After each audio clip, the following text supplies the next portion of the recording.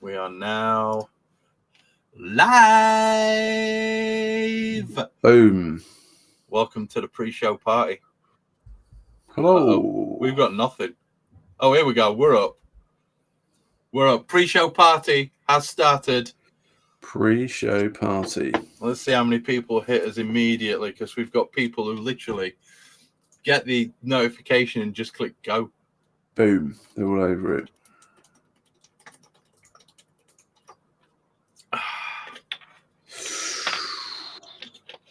That kebab last night, mate, ripped me a new one. I can only imagine. That was hot. Although that said, I had some really, really spicy noodles at lunch. Oh dear. You know, like the proper like Asian store, like mega spice. J-Max in the house, straight in. So I had one pack, and I wasn't satisfied with that, so I ate another pack, and they were both hot and spicy. Oh, and then dear. I had a curry for dinner. Wow. So yeah. Johnny, we're just letting you know Tricky's going to be a few minutes late, so we're just going to be sitting here talking crap for the next 10 to 15 until he rocks up. Apparently his missus has been on the vino, and Tricky is bottle duty before bed for Elsie. So, Armand straight in there. Armand brewing. This is weird because I'm actually showing 2 current viewers, 5 playbacks, average watch time 11 seconds. Yeah, it's going to be a good episode. This one, I can feel it in my water. For sure. What you got beers wise at the minute, Owen? What are you drinking? I'm drinking my vacant off the hand pull, yeah. Although it's probably nearer a pale ale, really. I think it came in at 4.6%, which was a bit more than the 3.9 I was looking for. Well, John Denton, when I dropped off his hand pull for him, he gave me 3 beers. So I've got his, I need to hide behind the bottle, his Beaver Ray, 4.7% IPA. Yes. Here we go. Luke Stevens has started already. Millington Bingo. It's Millington Bingo time. It's Millington Bingo time. I need to just get the... I might need to... what glass shall I go with tonight? Do I go with the Wild Child? What are you drinking, Chris? I'm drinking John Denton's Beaver Ray. Oh, I had that last night. Is it any good? Yeah, it was very nice. Yeah, I enjoyed it. So I've got 2 of the Wild Child glasses, but then can you identify this one for me, Owen? I think that might be Clouds and Water. Cloud Water? So it's Vocation. Yeah.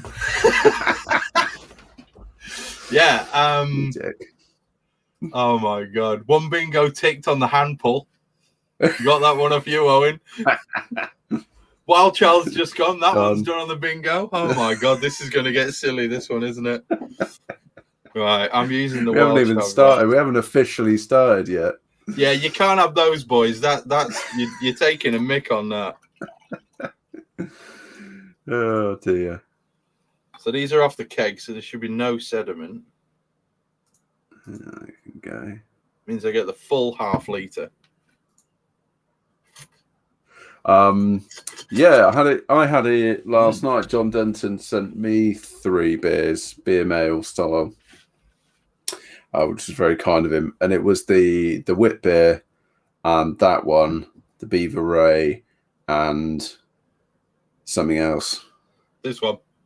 Yeah, he sent me that one. Yeah, I've got the other one down in the house. I thought I'd just bring a couple up with me because last night was a bit of a heavy night, and I'm still paying a penalty for having that kebab. So it wasn't a heavy night on the beers. It was just it wasn't. It was just a heavy night on the chili sauce. The hot sauce. That hurt. Yeah, I can only imagine. What was it? 4:30? 4:30 wake up. 20 past. On a scale of 1 to pain, it was a 73. Immediate regret within like 4 hours. Oh, mate, you have no idea. That painful. Hurt. That was so sore. I know my limits. Gentlemen, you guys on the stream, how's the sound coming through? Is it okay? And is the clarity, is the quality pretty good? Just let us know.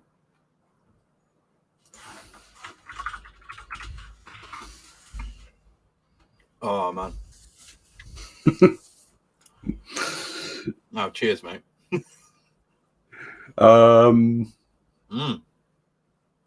Nice.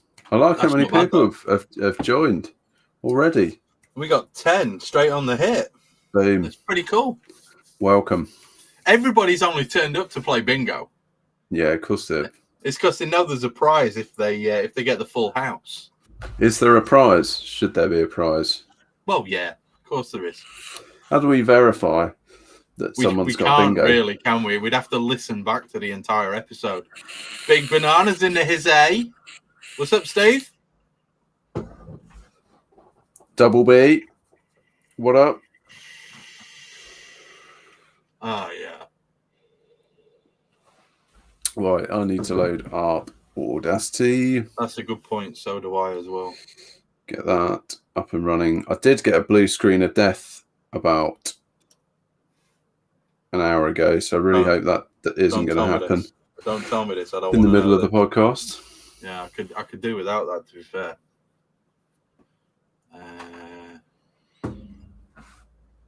What? Do you reckon the Audacity file would autosave if I got? No, it wouldn't. Do you have the latest version of Audacity? Because we're currently on version 3.0.0. You might want to do a quick update. Because I found that I was having crashing issues with 2.6. What, for Audacity? Yeah. So when you've got the window open, if you look at the very bottom, it'll tell you what version you're on. Short of that, click on Help and About Audacity, and it'll tell you. Yeah, I can't see a version number at the bottom. Yeah, just click Help. Help. Check for updates. Latest version's 3.00. Yeah.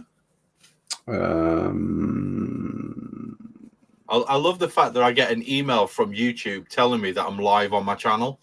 That's nice of them. Like I don't know.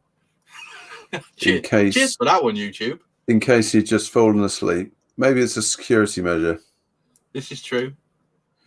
I'm on 2.4.2. Yeah, get it updated, mate.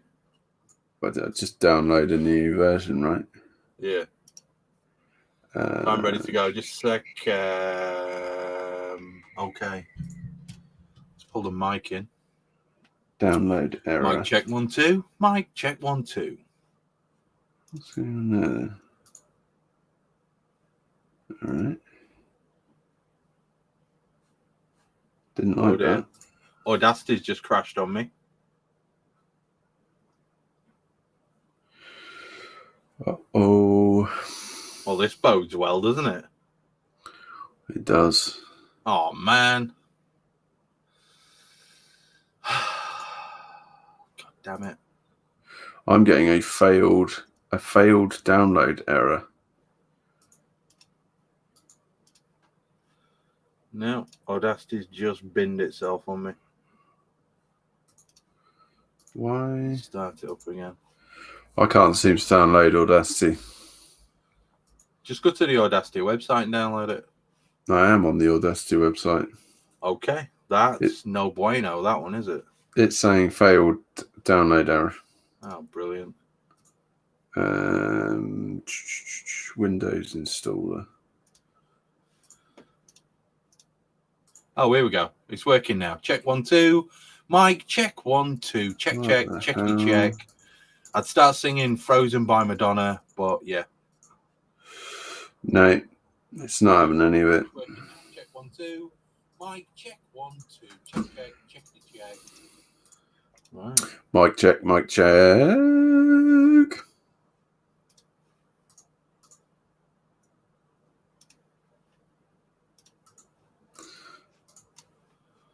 Okay, mate. I'm good to go. So basically, we're just waiting on Tricky now. All right. What other beers? Oh, we were talking about John Dunton's beers, weren't we? We were talking about JD. Yeah, have you cracked that yet? That was the one I've got, literally right now. Have you pursed it to your lips? Of course. I thought it was quite. It sort of had an American pale ale vibe. You can taste the Golden Promise in that right off the bat, can't you? Yeah, and the very unique flavour. The slightly more like crystal malt. There's just a hint of crystal malt in there. There is. I'm actually not. Beer. I'm not. It's not really something I sort of either I don't drink or has kind of fallen out of popularity.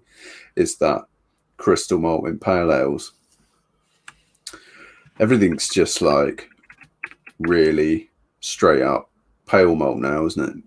Yeah, I mean, it's all about the oats and the wheat and the whatever, and lactose and maltodextrin and whatever other shit they can ram in a beer.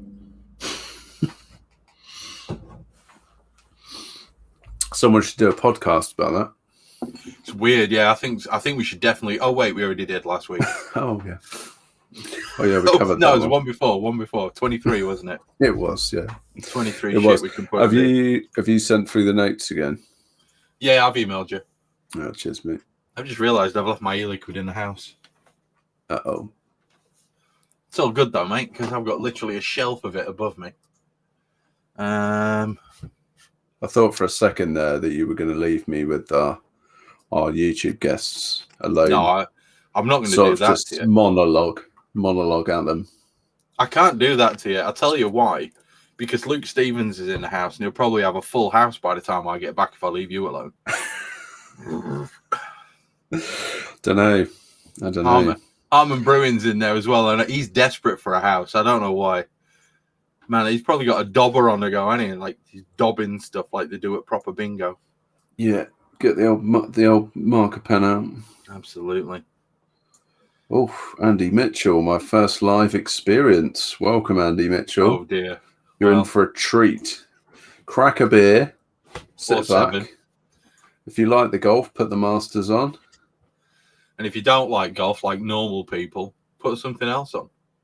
Like a grass growing marathon or, paint drying competition. Luke, we can't hurry up. You shandy drinking Southern Jesse. Message retracted. We can't.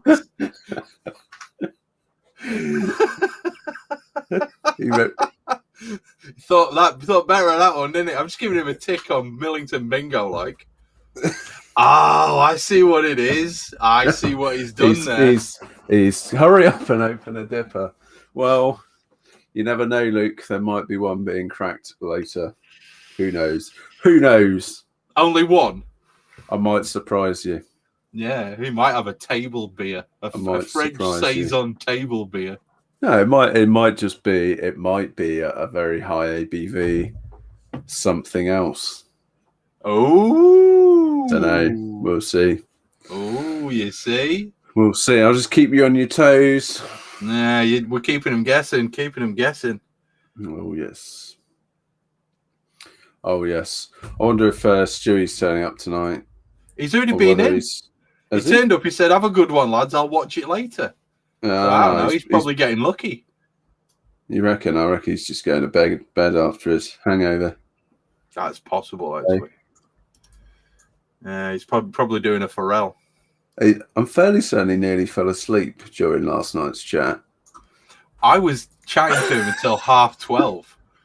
Yes, yeah. There was just at one point he was just sort of down here like this.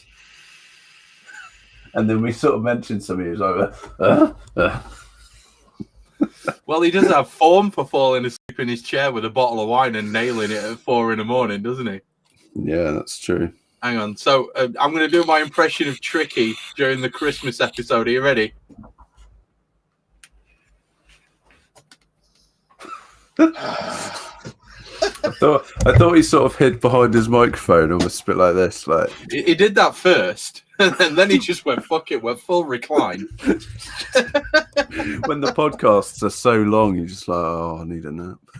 Well, to be fair, I don't think today's will be that long. I reckon we'll knock it out in about 2.5.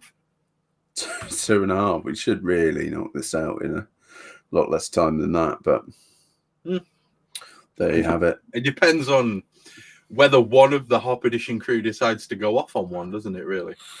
Are we gonna talk about passivation? It's one thing we haven't covered. Does it really come under cleaning and sanitation, or is that more equipment prep? Well, I mean, stick it in there. We just won't tell Tricky, and we'll do it anyway. He's suggesting Tricky was getting a bit Nazi on what should and shouldn't be covered. No, I'm suggesting Tricky doesn't read the fucking notes. Yeah. Which we both know is true. It's true. He's a renegade. He is. He's a free bird. You can't He's constantly cage him. going off piste, isn't he? He is. He's a freestyler. He's a wild skier. Nah. What'd you have for your tea? You had noodles at lunchtime, did you? What did you have for your dinner tonight? I had curry. Mate. Yeah, I said it was a disappointing curry though.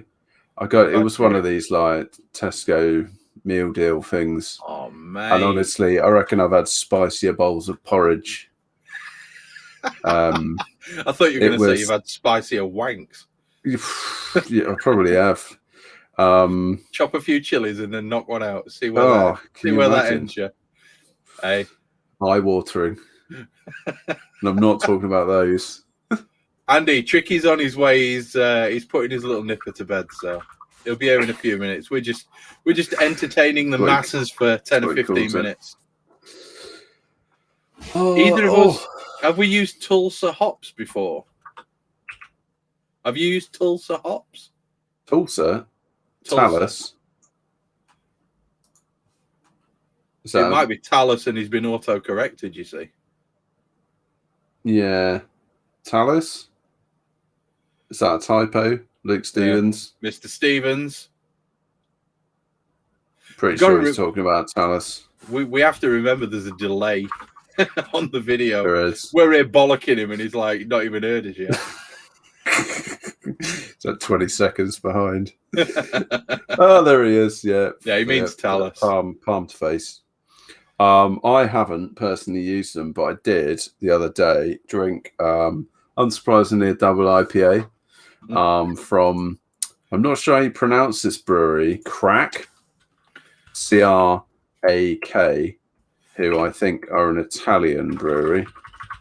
And it was a double IPA, and it was a single hop Talus beer, and it was lovely. It was, I've described Talus, obviously, as I understand it, it's a cousin maybe of Sabro or a daughter of Sabro. I don't know, some sort of family relation, however that works. Some inbred relative of Sabro. Chris, as usual, is just rubbing his forehead like, no, God. Owen's trying to talk about science again. I've got a new technique now for dealing with you guys talking about science, and that is my left hand is permanently down my pants. And when you guys start doing it and butchering it, I just squeeze my bollocks to stop me from raging. So when I see you squint, if you see me going, you'll know that you've properly said something wrong. Brilliant. Anyway, where was I? I'm moving away from the science. Yeah, you could get some parallels between Sabro and Talus, and I think I've heard the same thing. In truth, I actually preferred Talus over Sabro. I like Sabro, but Sabro for me, it can just be a little bit too like coconut sun cream for me. You know, it just gets a creamy hop, which is weird. It's weird, like coconut, creamy, little bit menthol. Whereas I found Talus to be like just a little bit more toned down on the coconut and a little bit broader in terms of the herbal citrus thing. I just felt like it worked a little nicer. So it's a hop I'd like to get my hands on and do some brewing with all in good time. Why Always don't a you good just time. enter one of Timmy's hop raffles? You never know. You never know. You're looking a raffle, do you? You don't. That should have so been on the bingo. That one. A Timmy hop raffle discussion. No. As in, you never know. You're looking a raffle because it's not like I say that 50 times an episode, is it? Do you? I've never noticed. Yeah. Yes. Strata is another hop I'd quite like to get hold of. I've got Enigma, and I've no idea what to do with it. Yes, I'd like some Enigma as well. I had, I'm sure I told you about that lager that I had from Unity Brewery that used Enigma to dry hop the lager, and that was absolutely beautiful. It had like peach aromas and was on point. Was on point. That's what we want, isn't it?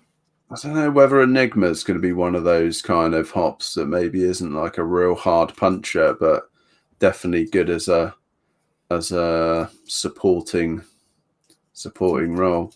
One of the beers I had last night when we were chatting, guys, I'm not fucking around on my phone. I'm turning the app down because my balls heat has turned up too high.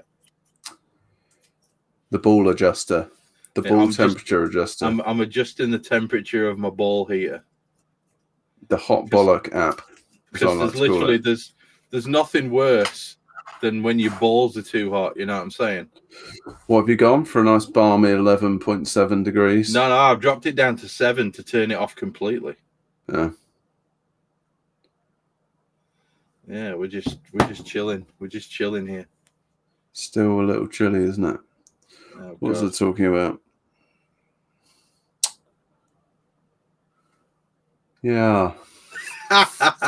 There's a post on Luke Stevens' thread after the last by Richard Brooks.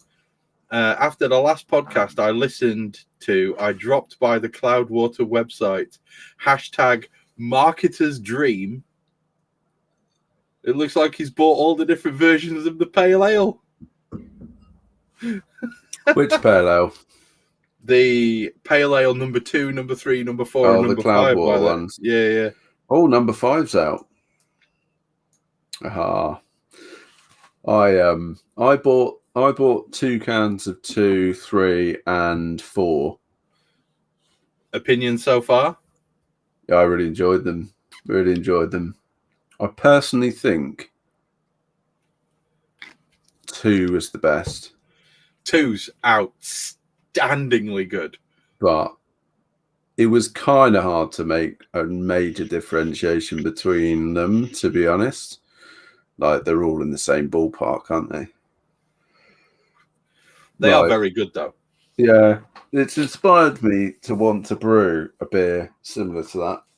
Like a low ABV, almost like session NEPA. Not, so it was like it's dry hopped at 8 grams per litre. Yeah.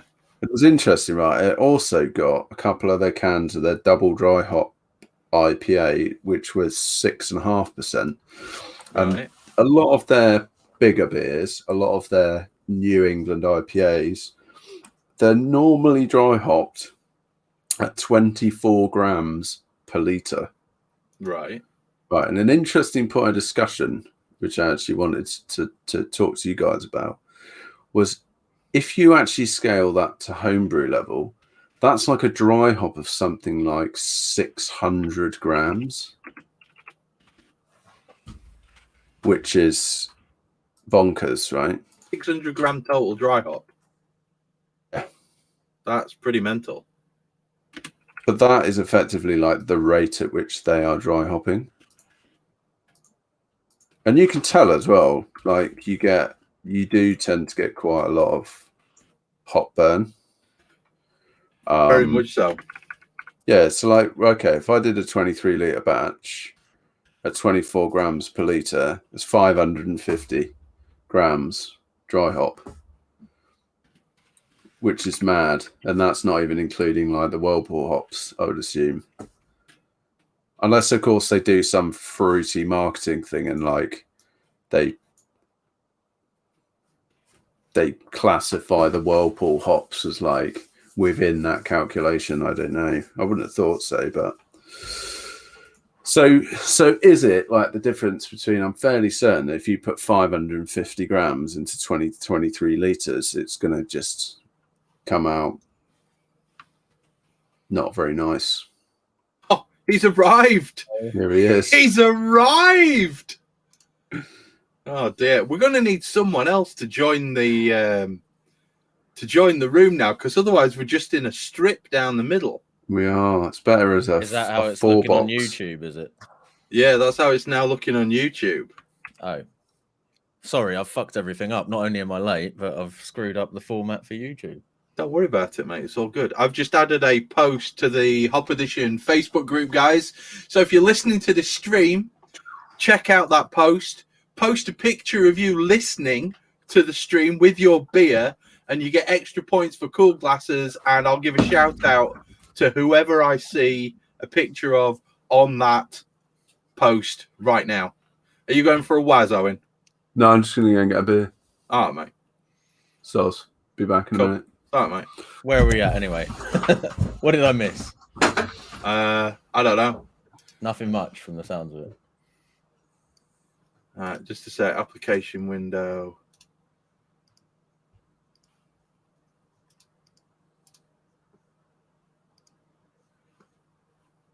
There we go.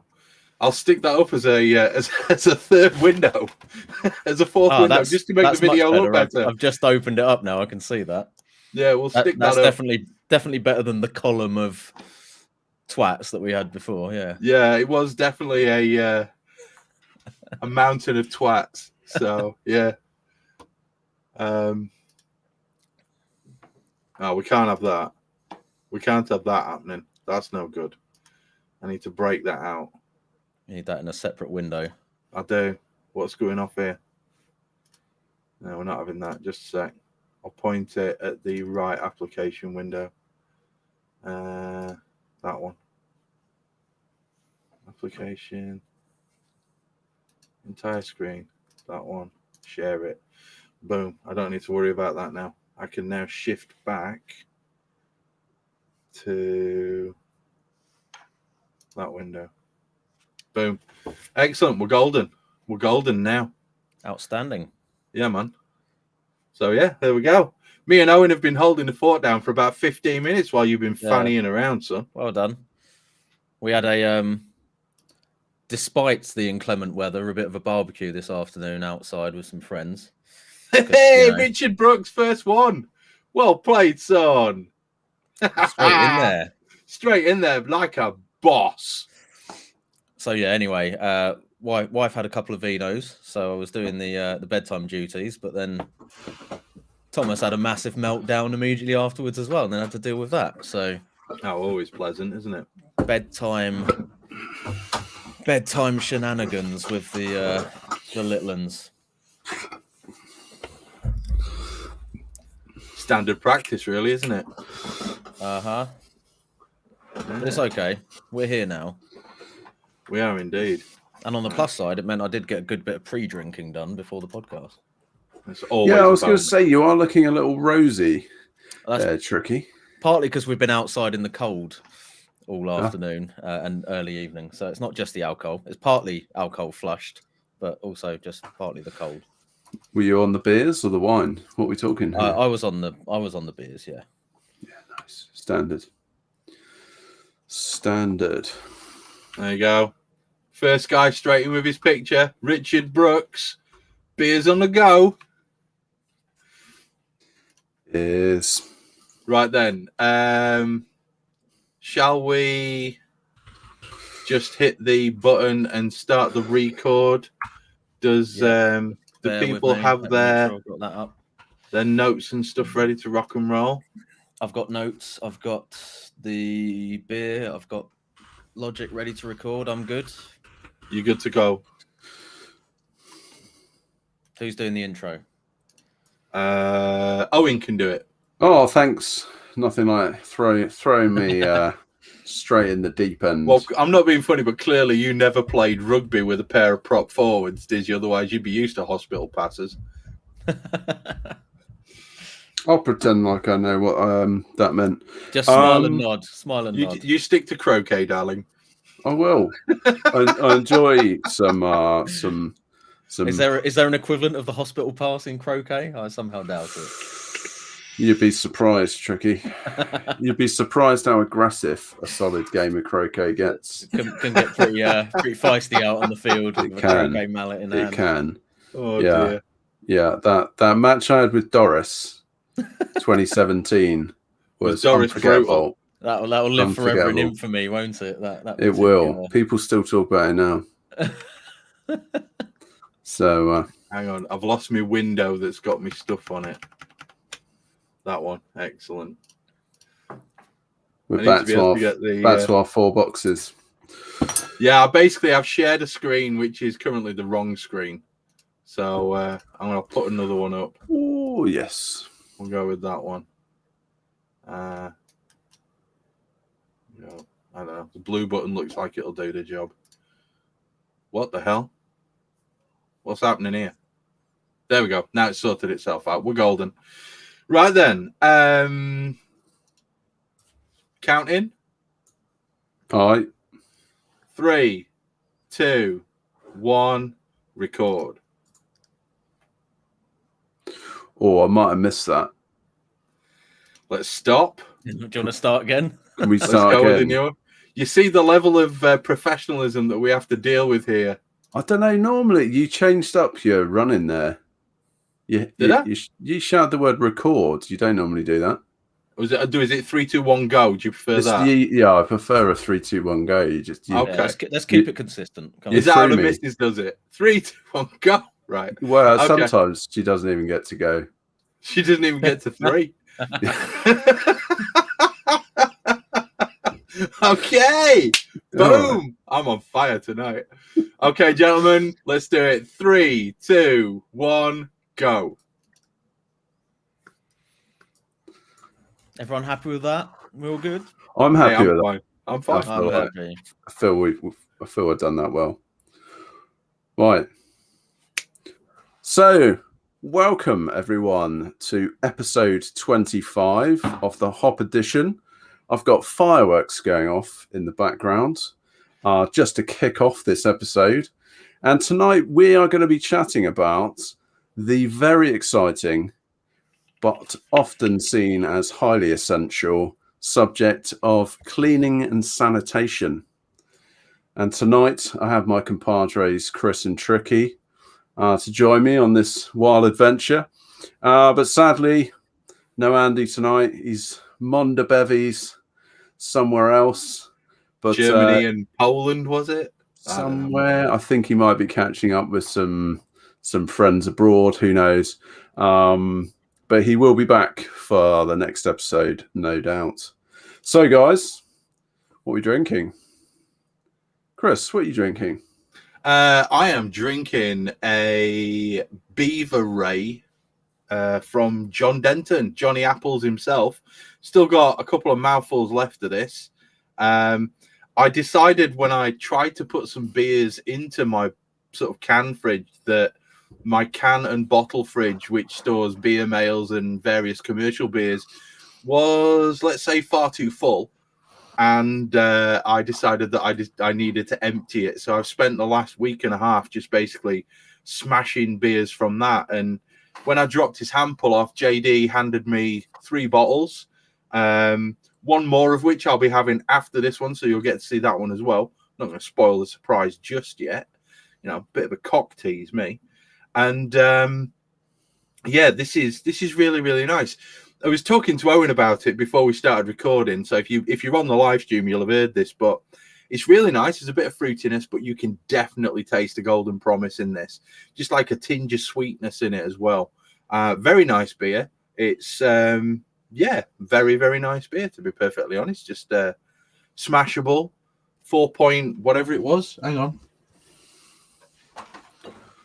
4.7% ABV. There we go. For those of you who are looking out, it's Brewery, 4.7%, and it's got Golden Promise, Caramel, Caragold, which is where the sweetness is coming from. Columbus, Amarillo, Bravo, Mosaic, Citra, and Calypso. with USO5 at 40 IBUs with a Bugu of 0.76. He So, listed the Bugu. He listed the Bugu. He that's also a man. listed when he brewed it, thorough recipe, when he bottled it information as there. well. Oh, Wow. mate, this is anally retentive at a whole new level. This is some detailed labeling. This label is infinitely better than my labeling because I don't put them on.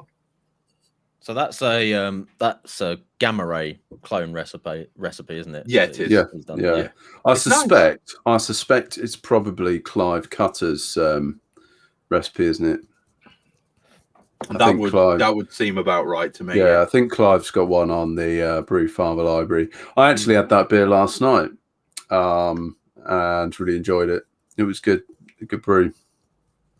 Very pleasant. Oh, there's Mr. Burton himself. Stevie B giving it large. There he is. What's he drinking? That's the question. That is the question. What's he Something drinking? brown and fizzy, so it could be anything. Oh, I reckon that might be is Vienna Lager. It's possible. I reckon it might be. So Let's know in the chat. let us know. Tricky, what you? Oh, you beat me too. Sorry, mate. I dived in. Synchronized synchronized back it up. interrogation there on the beer front. Back it This up. is, I can't remember whether I've actually drunk this on the podcast before. I probably have, but this is the not so little Vienna from the live brew day before last, or whenever it was, quite a while ago now.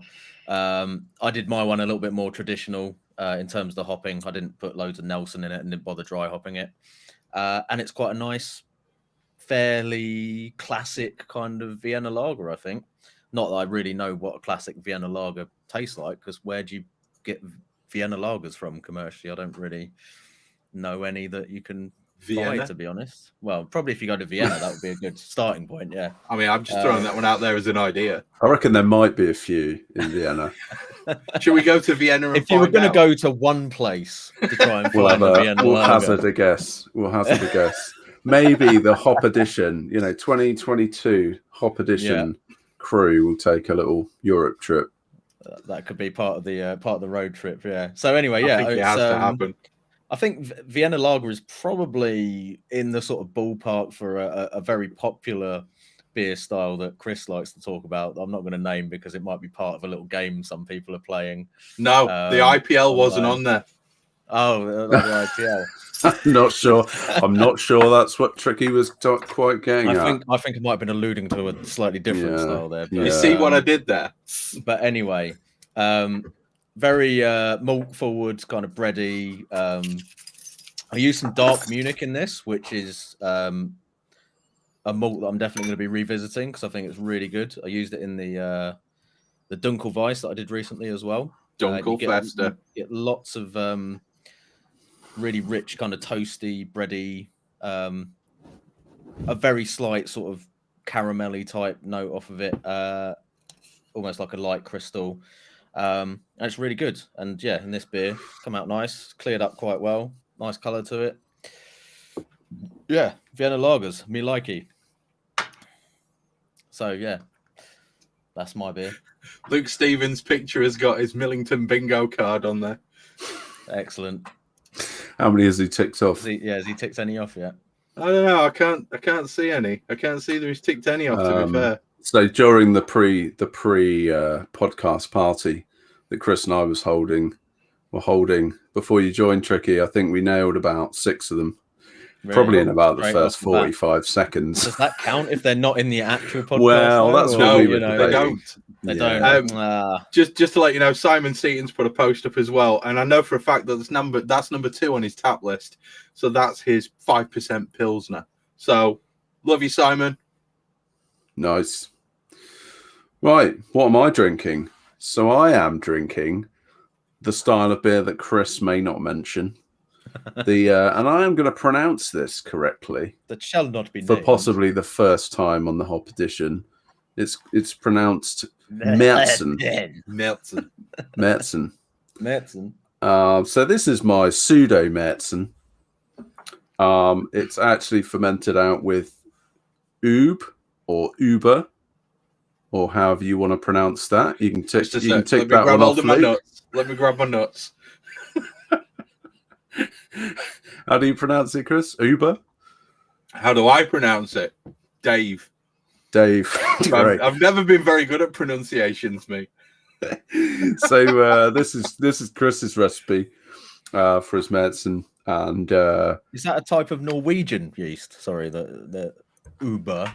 it is. It is. What's that commonly known as? Quake. It's a quake. Yeah. Yeah. I'm keeping Or is my it thumb on Kvike? that. Quake. Or is it quake? I thought it was Quake. You don't like the Quick. game? Quickie yeast.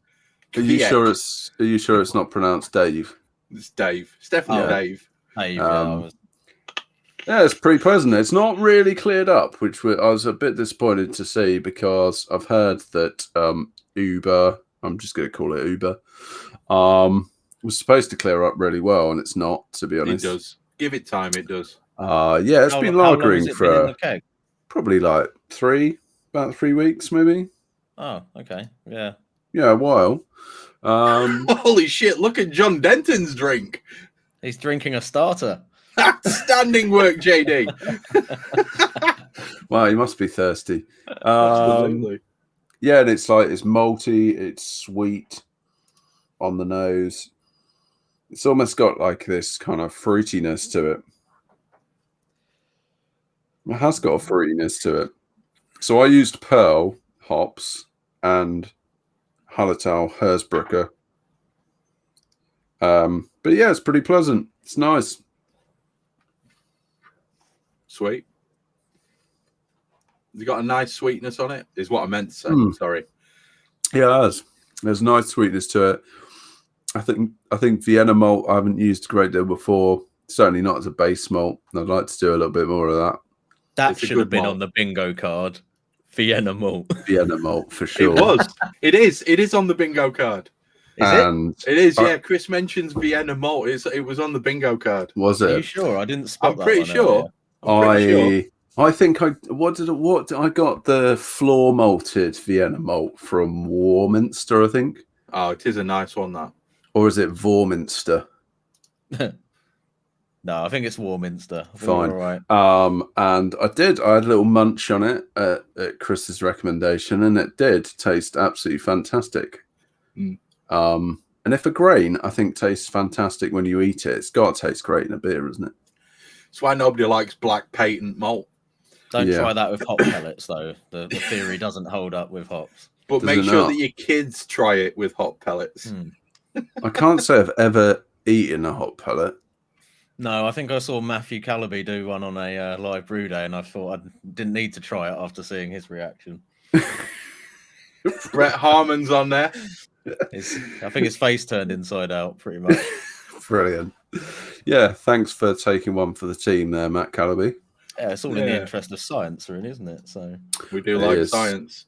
You heard it here first, guys. Don't eat hot pellets. Yeah. They don't do fantastic things on the way out either. They're a bit like, Carolina Reaper chilies. They don't do fantastic things on the way out.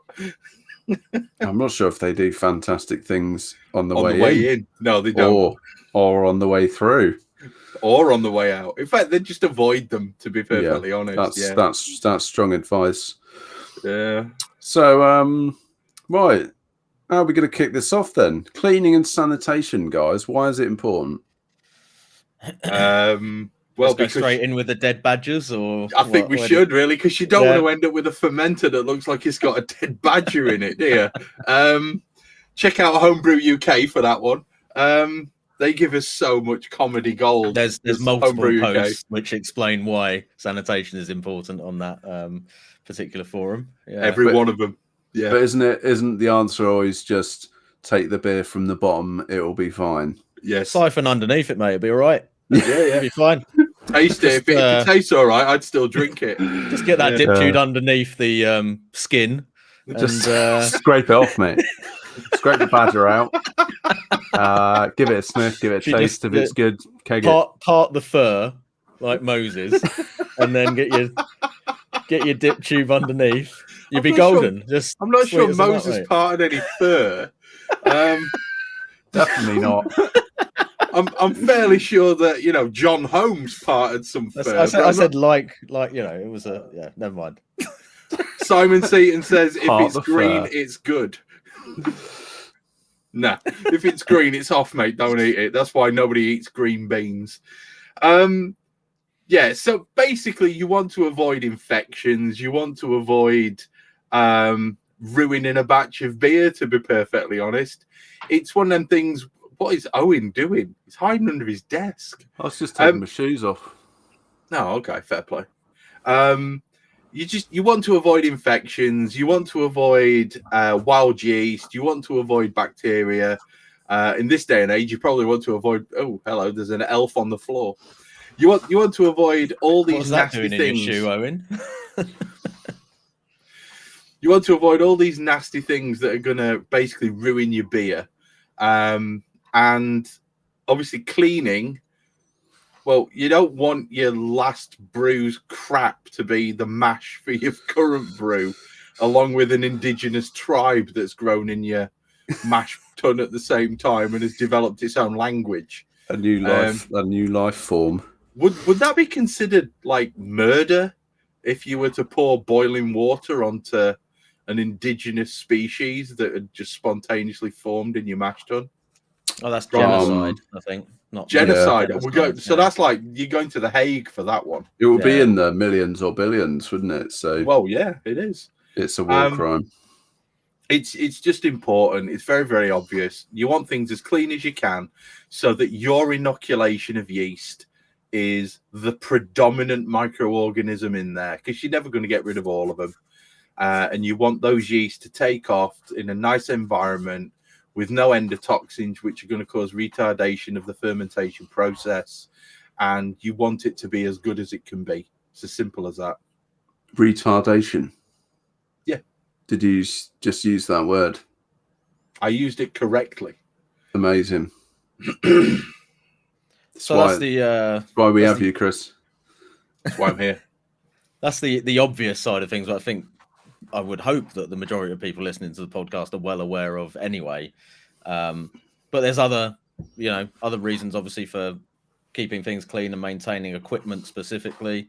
Proper cleaning and maintenance and sanitation of everything is going to help basically extend the lifespan of your kit as well. And with the amount of money that you can potentially spend on equipment for homebrew, you probably want to try and do that as much as possible. So there's certainly a lot of specific parts of your brewing gear which are going to probably have their lifespan shortened significantly if you're not actually cleaning them up properly. I would be particularly thinking about things like heating elements. If they are getting clagged up with sort of scale and just general crud that will build up and burn onto them, that will essentially lead to your element burning out eventually and causing you problems. Also, that's another source of potential off flavors, because you're going to get potential scorched flavors from the malt kind of sticking onto those things. And if you've got a coarse, basically dirty or unclean surface on the element, you're probably increasing the likelihood of scorching taking place, because there's more surface area for the stuff to bind onto when it's heating up, maybe. No, you're reducing it if you're increasing the surface area. Well, it's and it's no fun. Scorching is no fun. Yeah. No, scientifically speaking, what Trick is saying is correct, because the heat transfer is going to be sporadic. You're going to end up with chunks of thermal transfer. The biggest issue is if you can't transfer the thermal energy through the layer of scale, which is on the outside of it, fast enough, then essentially you can get potential for overheating of your element, and therefore your element will break. You can get thermal shock occurring within the metal, and it can just ding and pop open. That's the major issue. But for me, using a water distillation kit at work, which I haven't cleaned for a very long time, and I've used very, very much, you actually end up with a layer of scale, which when the element heats up, it expands, which means that scale will crack and fall off. and as it contracts, it will shrink, and then the scale forms on the element at that point. So what you end up with is basically a pile of shit in the bottom of your kettle, which is essentially scale, which has broken off your element and then just dropped to the bottom. And like Tricky says, that's a major source of infection. Major source of infection. It's like your kitchen kettle, right? Like often if you haven't sort of rinsed it out for a while, like you give it a shake, there's not much water in there, and you can just hear all of the well, I mean, when you boil the water that I get out the tap, that happens within 2 or 3 boils. It starts to get a bit of a rattle on, doesn't it, when you're in a rattly kettle. So what talking a bit about infections and stuff, have you guys ever had infections in your beer? Yes. Not recently.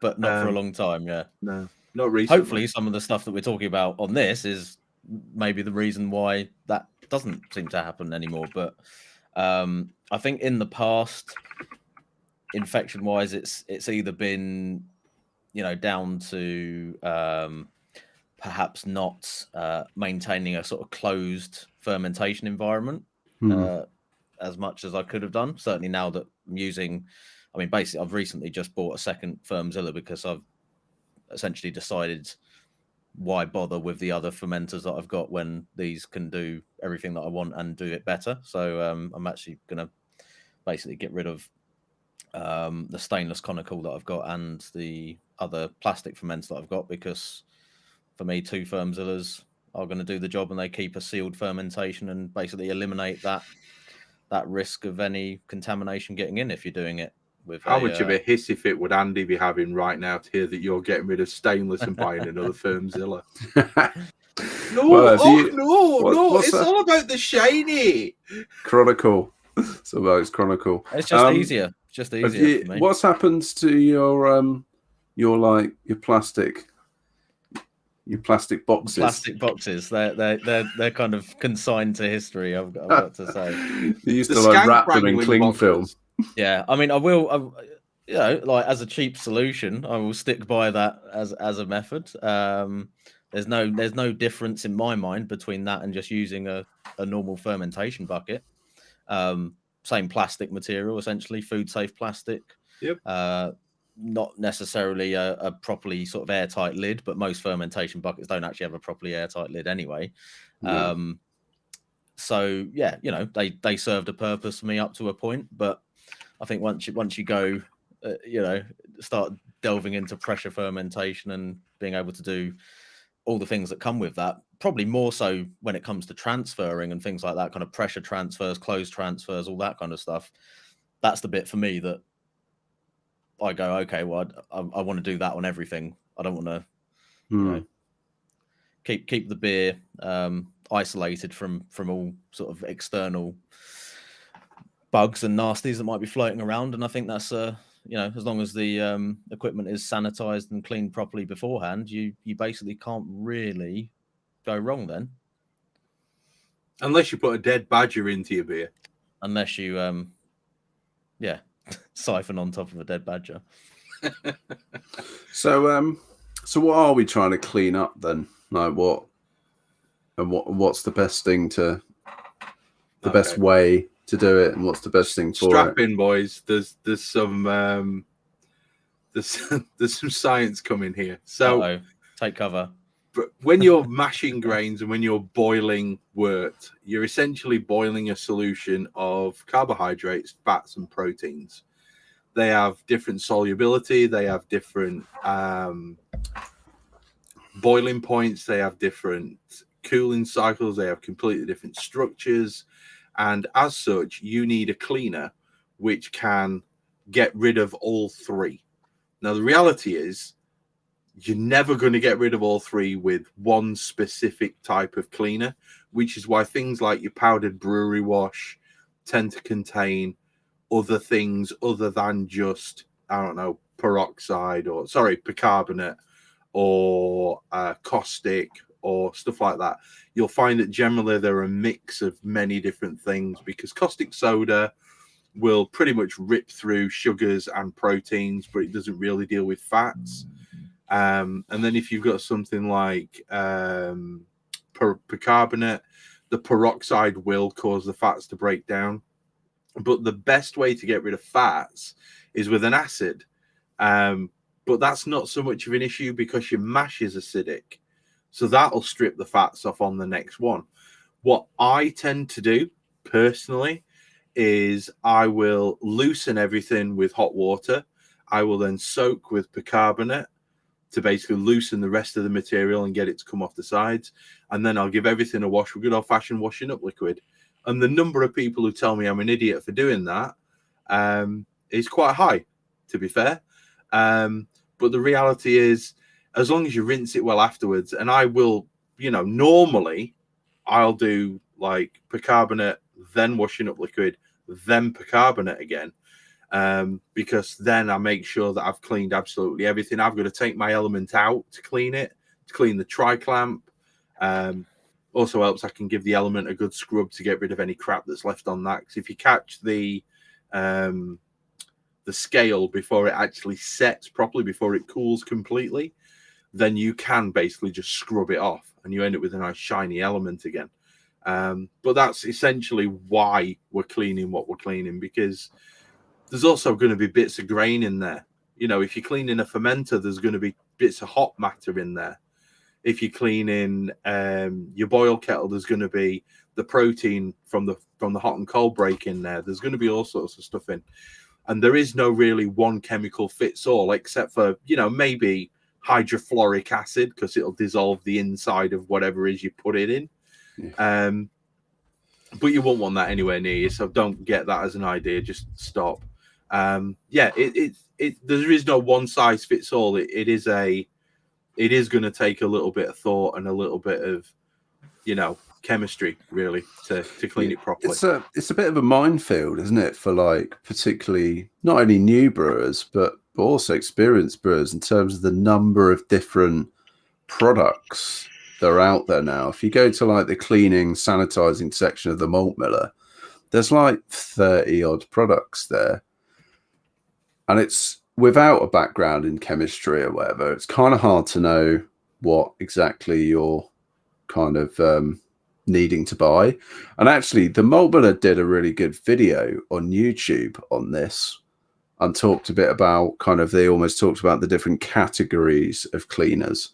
So they were like, here's the sodium bicarbonate based ones, here's the kind of, I don't know, the alkaline ones here, and talked a bit about like the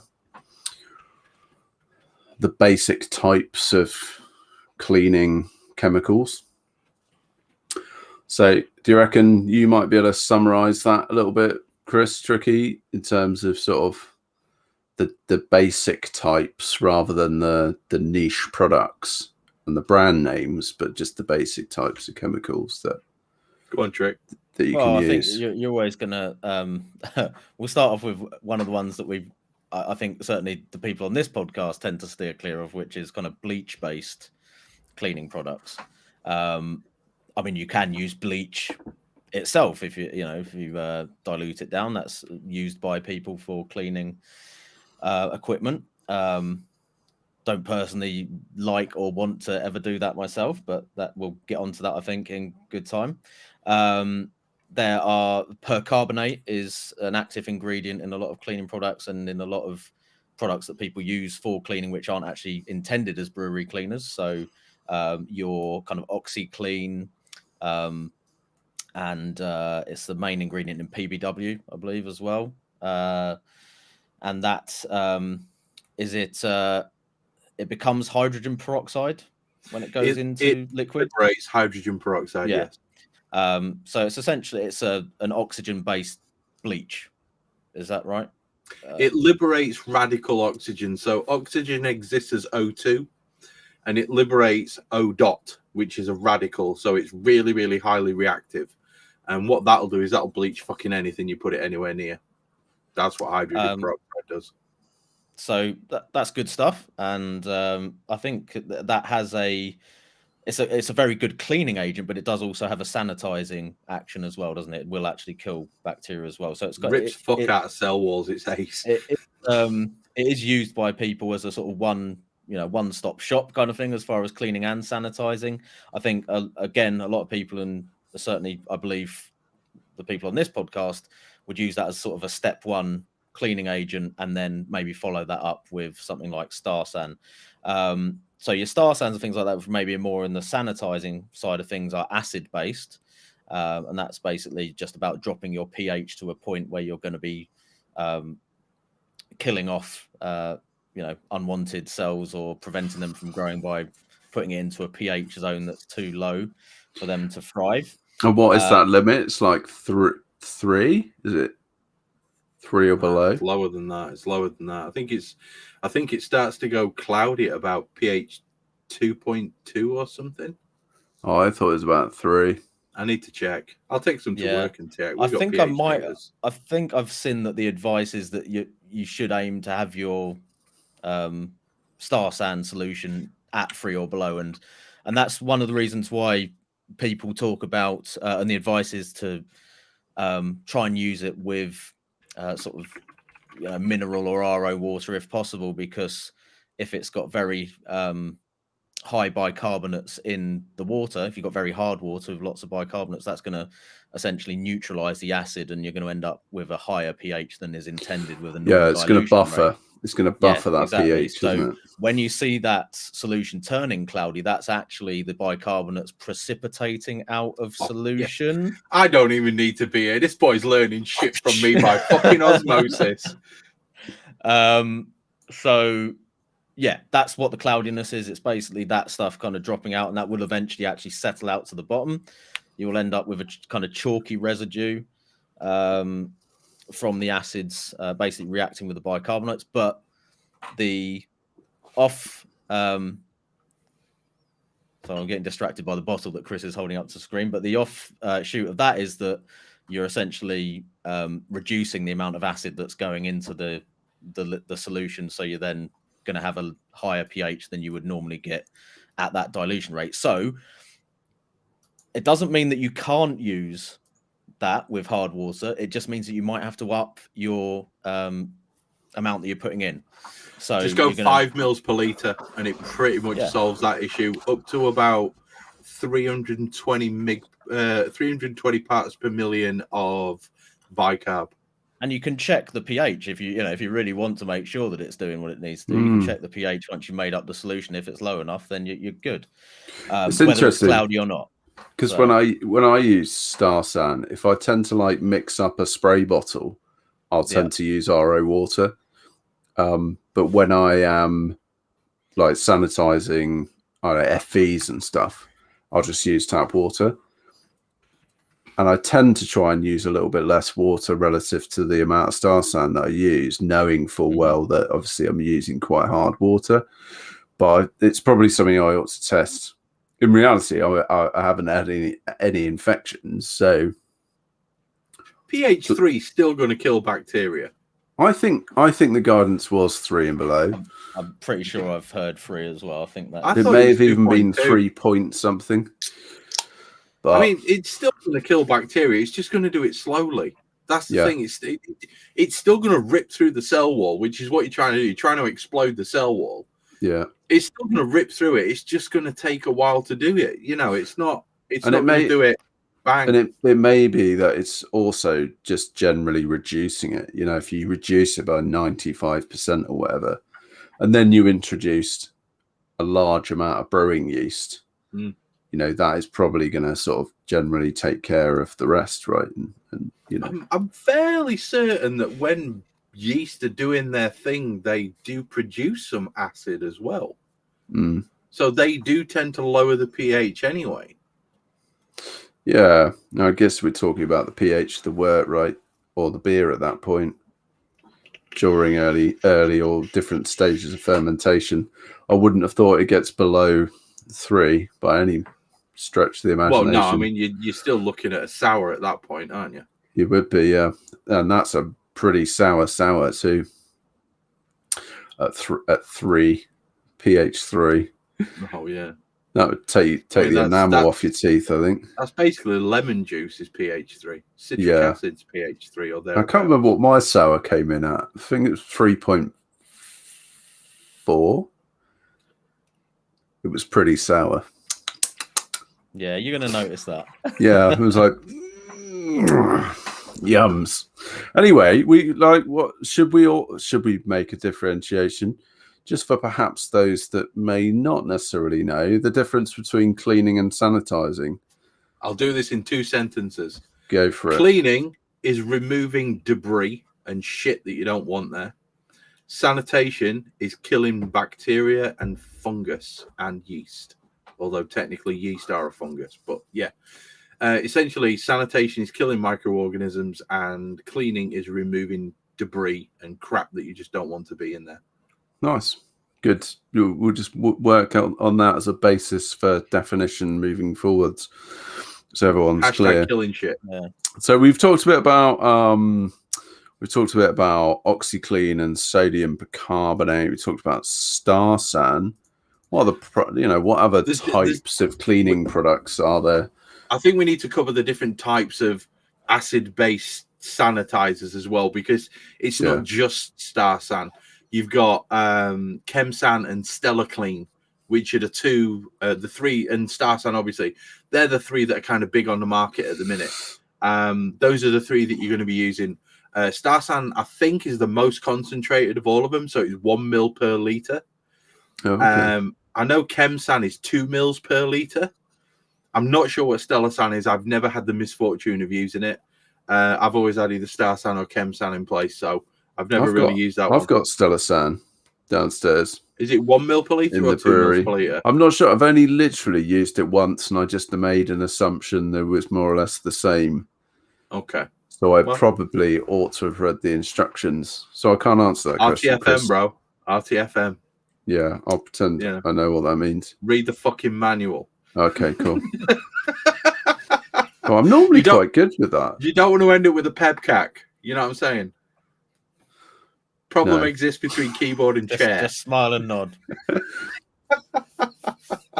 Yeah, essentially you've got these, and that's where you want to be. You want to be acid in water at a rough pH, and then you go from that, and that's what you do for your sanitation. But there are other versions out there, and I'm going to do the next one because I absolutely love it.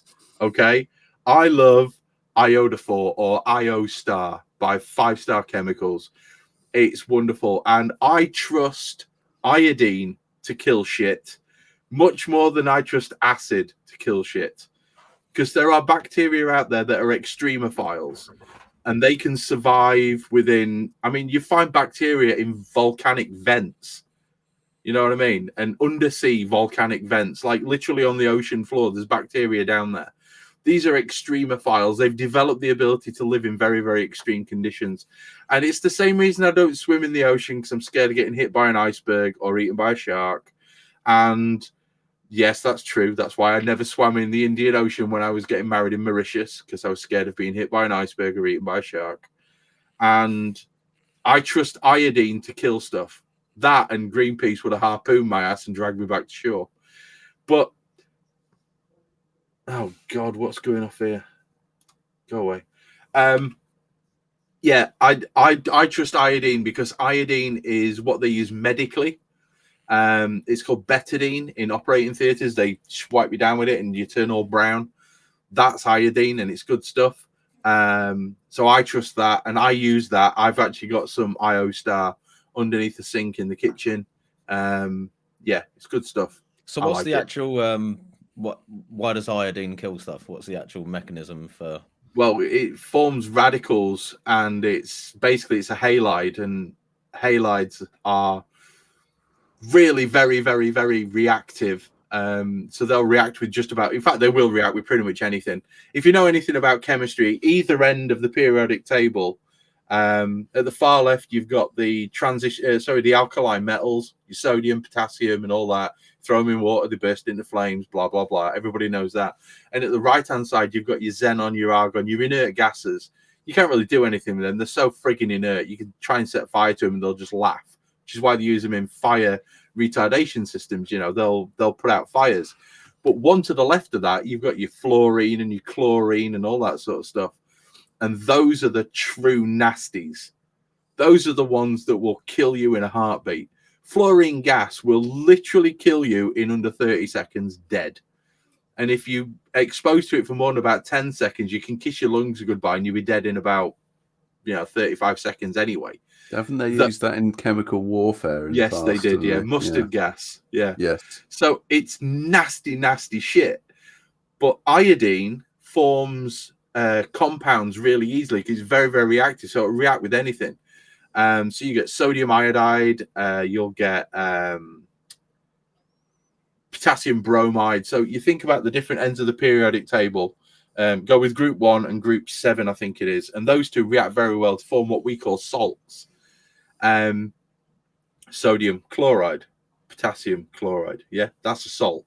And basically, because they're so reactive, you put them anywhere near a living thing, they will burn it. I've had iodine spills on my skin. You can't see it really well, but there's a mole round about there, and just above the mole there's a scar, and that was a chemical burn from some bromine that I spilled on myself. It went straight through my gloves. Nasty shit. You were telling us the other day about your emergency shower that you have in your my cold emergency shower, and the experiences you've had of having to actually get into a cold shower fully clothed. What, when pricks through 100-volt hydrogen peroxide on me? Yeah. Fun no, times. It's no bueno. It's no bueno. So yeah, that's basically what I like to use. I like to use iodine because I know that it's much more reactive. So other popular options for, but maybe less effective options for sanitizing, Milton tablets. People tend to use. So Milton tablets are the thing that's one of your generally used to sanitize children's or baby bottles and stuff like that. Shall we just let people know what the active ingredient is? So if they see it on something, they can never use it to try and sanitize their brewing shit. Go nuts. Sodium hypochlorite. It liberates chlorine, and that chlorine, as Tricky will let us know, forms nasty chemicals when it comes into contact with beer, doesn't it, Trick?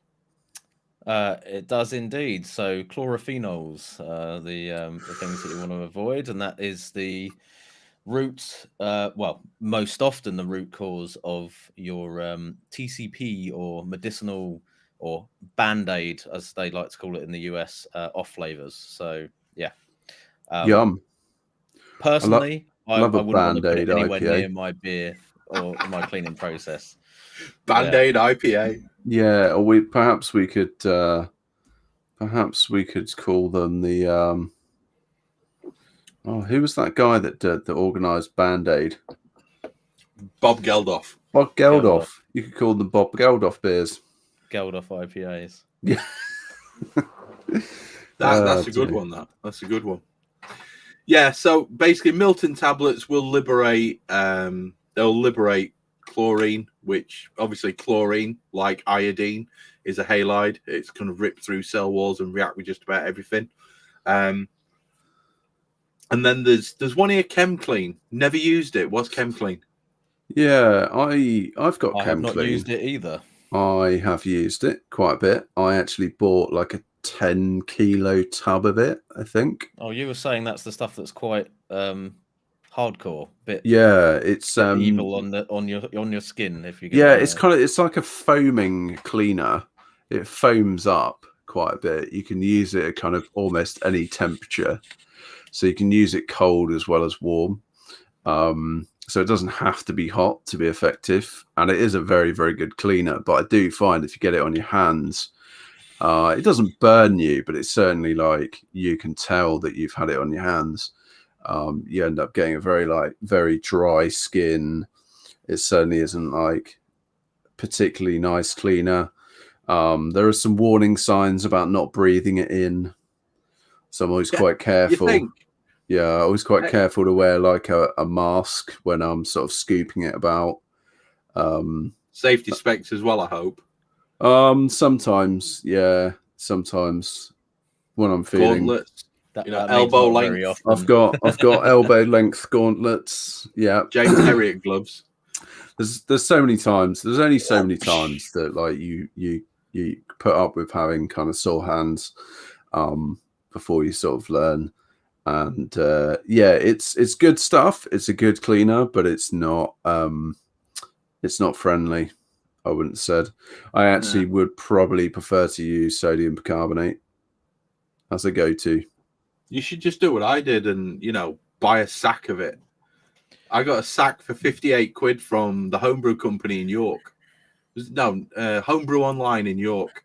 58 quid delivered. And I've had that for 2.5 years. And I think I've probably used about 12 kilos.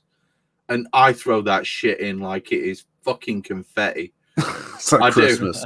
I do. Just make it rain. Wow! I've got I bought a tub from Morley Homebrew. Shout out to Simon Sean, he knows who Morley Homebrew is. And it was like 1 kilo. So it's this little bottle like this, and I've been using it ever since. So all I do is I come down, open the bottle, scoop it until it's full, put the lid on, carry it back into the house. And then it's like, make it rain.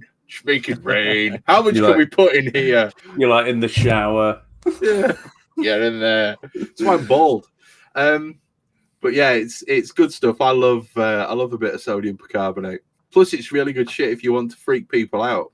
Because if you put loads of it in boiling water, so if you get a conical flask and put it on the on the stove until the water in it's boiling, and then pull it off, throw a massive scoopful into your boiling water, and then put a balloon over the top of the conical.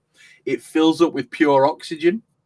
And then you capture the balloon, pop the top off, tie it off with a bit of string, soak it in some alcohol, because it'll be lighter than air at this point. You let it go, and then basically light the string. And when it hits the top, you get a fireball. Wow. Now that was something I wasn't expecting to learn on this podcast. Sounds like a good party trick. I mean, I wouldn't recommend anybody does it without proper training. And given them, you know, I've done a bit of training on stuff like this, I can do that. But it does work. It works really well. Although you're properly trained to set fire to balloons. String. Well set done, fire to the Chris. balloon. Set fire to the string. Was that a specific training course you attended? It was. It was. I passed with flying colours. I'm sure there was an unintended or possibly intended pun in there. You want to somewhere. see what you can do when you mix aluminium with sodium hydroxide? That's even better. I'll take your word for it. Yeah, I'm sure it is. So what about? Hey, hang on, stop. Fabricio has just joined the chat, and he's from Rio in Brazil. Wow, welcome, Fabricio. I don't know how to say hello in Portuguese, but hola is as near as I'm going to get. It's one of the two main languages in the world, and it's Spanish or Portuguese. So yeah.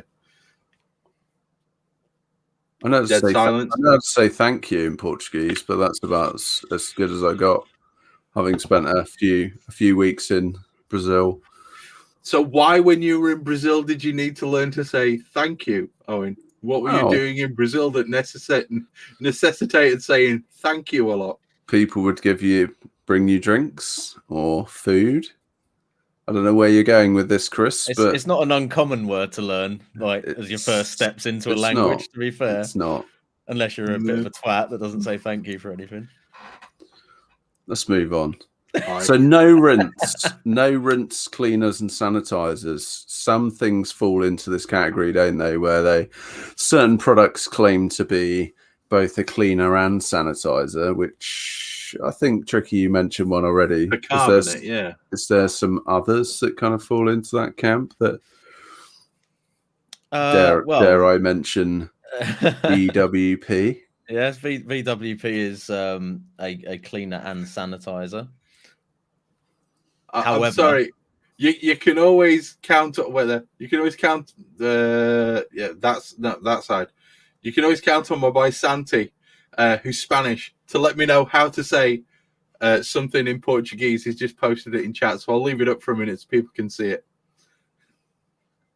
Boa tarde, panelleiro. Panelleiro. Yeah. Cheers, Santi, mate. Love you, buddy. Anyway, yeah. So VWP is marketed as a sort of cleaning and sanitizing product. One of the several issues that I personally have with that particular product is the fact that because it is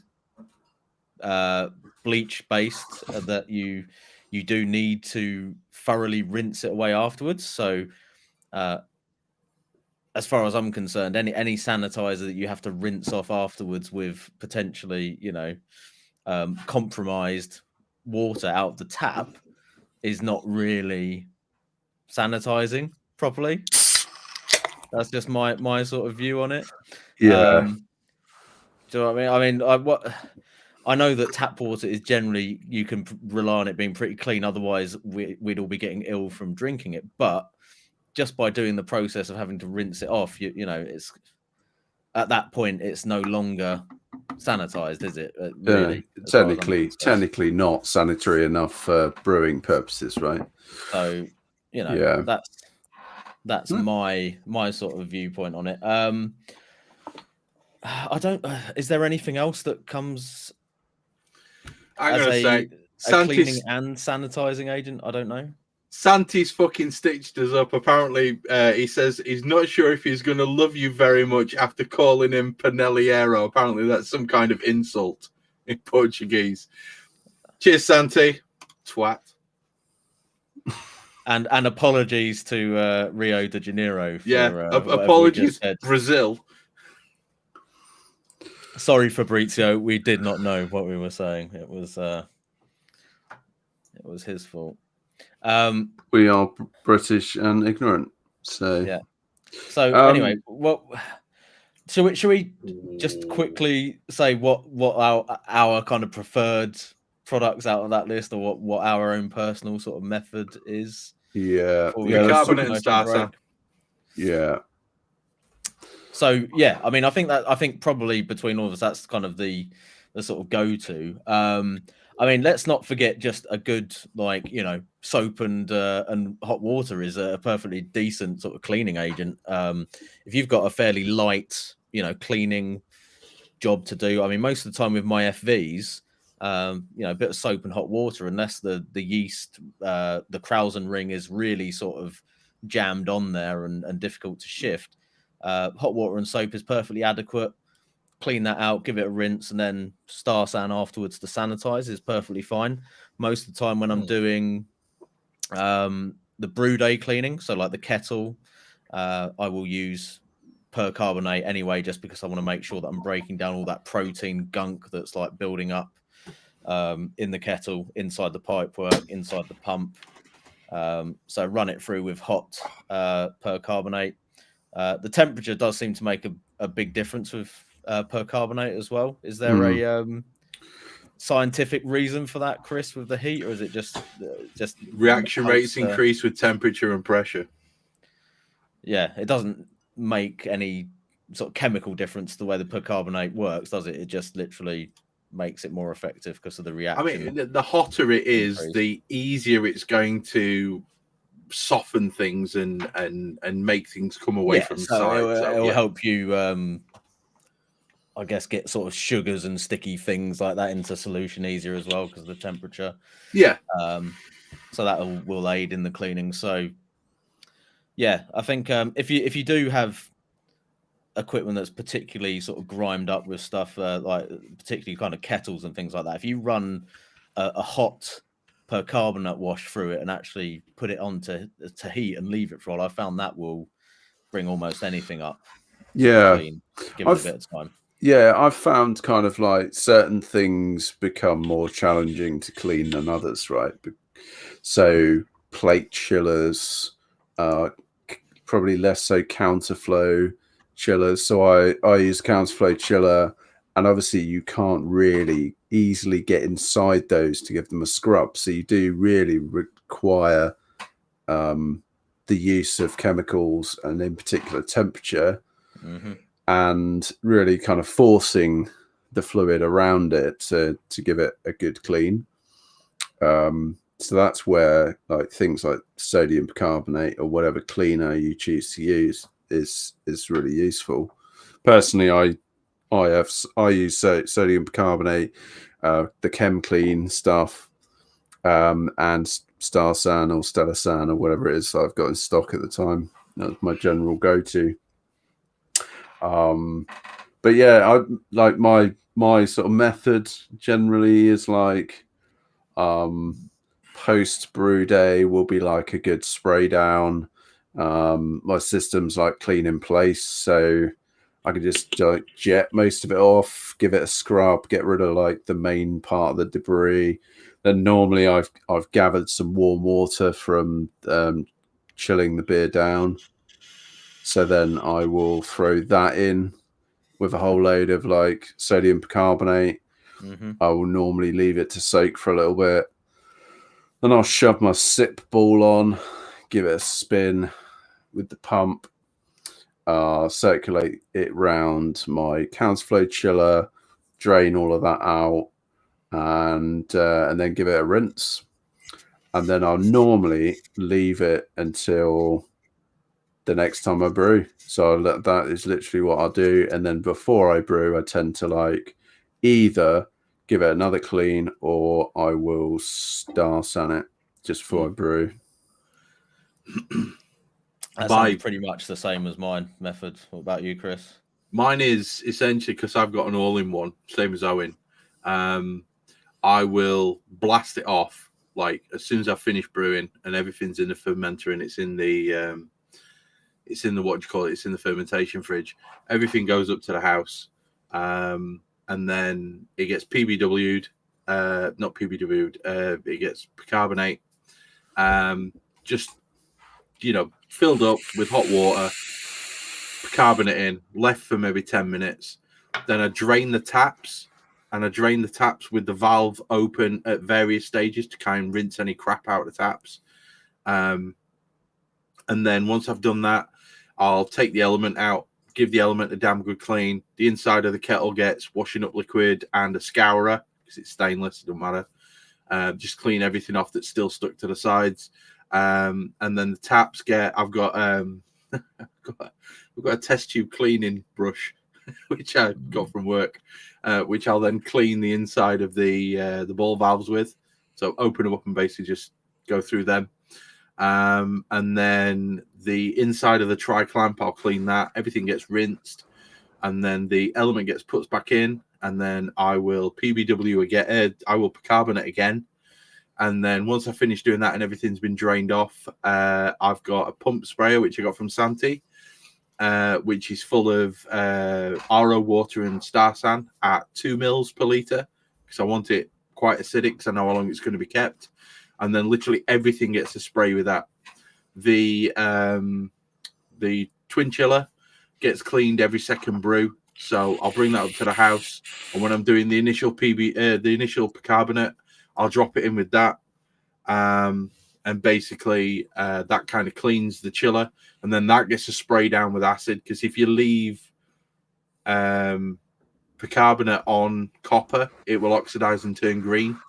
If you leave it with acid on there, it won't react, and it actually helps to clean it even more. So you end up with that nice shiny orange copper at the end.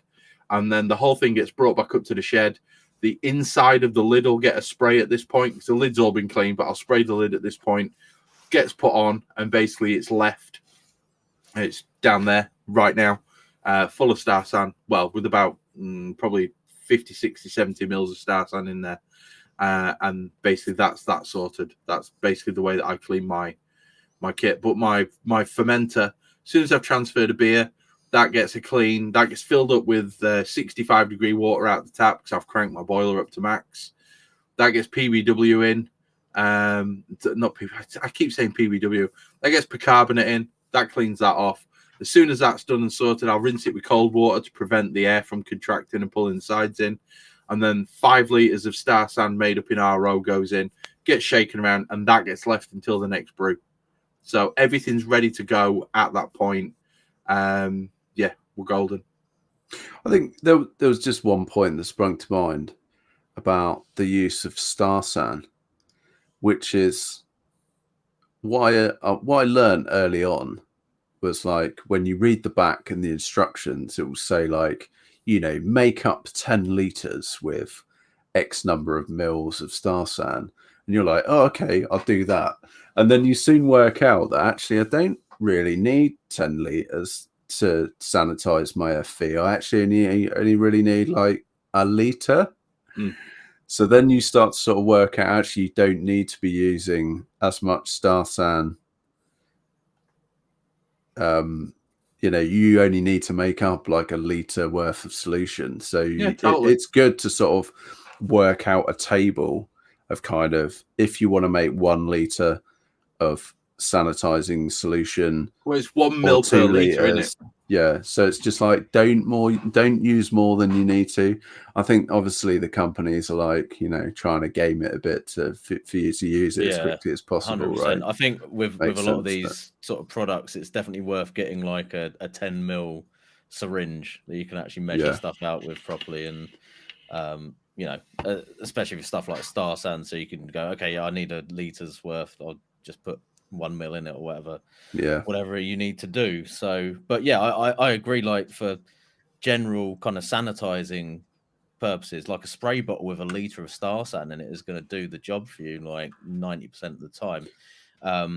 I do keep sort of like a bucket's worth of Star San on hand generally, but that's specifically for kegs when I want to purge like a whole keg through and just fill it up to the top with Star San. So that's the only time when I need it in that kind of quantity. But for like sanitizing the FVs and the brewing equipment, spray bottle is what I tend to use. I don't really, ever fill them up with Star San as such. One question that we've just had, sorry to butt in, Brett Harmon has basically just said the most important thing that he's found in his cleaning regime is timing. Do not leave it until tomorrow. Do it at the end of your brew. Do it when you transfer something. Do it when you need to do it there and then. Don't leave it until tomorrow. It's just a pain in the ass. The other thing is Alan Westcombe's just asked, how do I clean my malt bag? Well, I clean my malt bag by at the end of the mash, basically it gets turned inside out. All the grain gets dumped into a bin liner. And then whilst the boil is coming up to the boil, because I can check mine on my phone, I'll go into the house, blast it off with a tap, because I've got one of those taps that you can pull off and wave around like a magic wand, which the kids love because they can spray the entire fucking kitchen with it, which is ace for them and not so much good for me. And then basically I'll blast all the bits off, take it outside and give it a wee in a circle to get rid of the rest of the bits. And then it becomes a wife's problem. Do the old helicopter. Yeah, absolutely. And then I just literally throw it in the washing basket, and the wife deals with the rest of it, and it comes back to me all nice and clean. Yeah, so that's exactly what I do. It doesn't need to go like through a detergent wash either. You can just put it on a rinse cycle. No, mine goes through a full detergent wash. Oh, yours gets the full. Oh, job, mate, yeah. She'd iron it if I asked her to. Oh, bless. Yeah, when I used to do brew in the bag, I used to just put mine on a 15-minute wash without any detergent or whatever. Oh, there he is. I'm not sure we need that picture up, do we? Yeah, that's a lovely picture of Stewie's beautiful face. Yeah. Crazy, man. Were we going to mention the sort of slightly more professional level products like the caustic and if you're in the chat... If you're in the chat at the minute, Simon Seaton's just mentioned it, and Simon knows I used to work for a brewery as well. Essentially, at the end of the brew, you scoop all the crap out of the bottom with a shovel, and then you wash it through with hot water or cold water or whatever kind of water you've got, just to kind of remove the main debris. And then you'll run 65-degree water with caustic in it, so sodium hydroxide. And that kind of breaks everything down. You let that sit for a while, recirculate it through, which is what I used to do. And then at the end of that, once everything's nice and clean, you'll put Persid through it. So peracetic acid. And that's basically as no rinse and industrial sanitizer as you can get. That pretty much kills everything. I believe they use it in sheep dip. So when they're dipping sheep to get rid of nasty parasites and stuff, they dip them in a persid solution. I might be wrong on that, but I'm pretty sure it's sheep dip. Nice. Yeah. So yeah, that's kind of what they'll do. It's good stuff. It works really well. And on the industrial scale, it's grand. Yeah. The only thing that I want to mention at this point, being as I am, au fait with chemicals and stuff, there is a safety warning that's involved here, guys. Please take appropriate safety, into account when you're using any of these chemicals, because even phosphoric acid will still melt your skin. Caustic is very, very nasty and does all kinds of bad. Anything that you can rub your fingers together and it feels soapy, anything that feels kind of slippy, that's because basically it's either a detergent, which is, slippery in itself, or it's melting your skin. And that's why it feels slippery, because your skin's being melted away. Just use goggles, use gauntlets. That's your skin cells melting. Literally, that is a solution of skin cells that you are rubbing between your fingers. Just be careful. Make sure you use safety goggles and stuff like that. Just really be careful with it. It can be very, very, very nasty. So we've covered caustic and peracetic acid. We've had a couple more questions come in specifically about Star San. So one from Luke. Is it true if Star San still foams up when you shake it, is still good to use as a rough guide? No. Yeah, I was going to say, I'm pretty sure that's not an indication of its effectiveness. Either way, he says he uses hard tap water, so he throws it away after each use anyway. That's an indication it's still a detergent. So it's really only, and I think this probably answers the next question, which is from Andy Mitchell, is how long will Star San, once it's made up, last? And I think the only way to tell is checking the pH, right? Yeah. If it's cloudy, it's done. Chuck it away. But if it's still clear, check the pH. As long as it's below pH 2, you're fine. So just coming back to the cloudiness thing, though, if the cloudiness is basically induced by using it with hard water, but you add more like Star San basically to counteract the buffering capability of it, if you hit that pH, it's not going to change over time, is it? Or what's No, it shouldn't do, because once you've precipitated everything out, you can then add buffer to it. That's eventually going to settle down to the bottom, and you might actually end up with clear Star San. Yeah, you will. So yeah, is there a shelf life on it, or is it just like theoretically? I don't know. Yeah, I mean, it's a good question. I'm not sure if I necessarily agree with the point that if it's cloudy, it's done, get rid of it. I think even if it's cloudy, yeah, that's what I'm saying. And like, if you make it up to is still below. If you make it up to the correct concentration, it should be good either way, right? Or I think it should be. Look at that picture that David Carr's just posted. I don't know what that dog's drinking. It's like live footage of David drinking right now. Yeah, it would appear to be live footage of David Carr drinking. I don't know. Looks like a pint of cream. I mean, that's not going to be good for your arteries, Dave. Should be a White Russian. I think that dog's enjoying a White Russian there. Wow, outstanding. It's like the El Duderino. Yeah, man. I think that's where we roll. So, I think.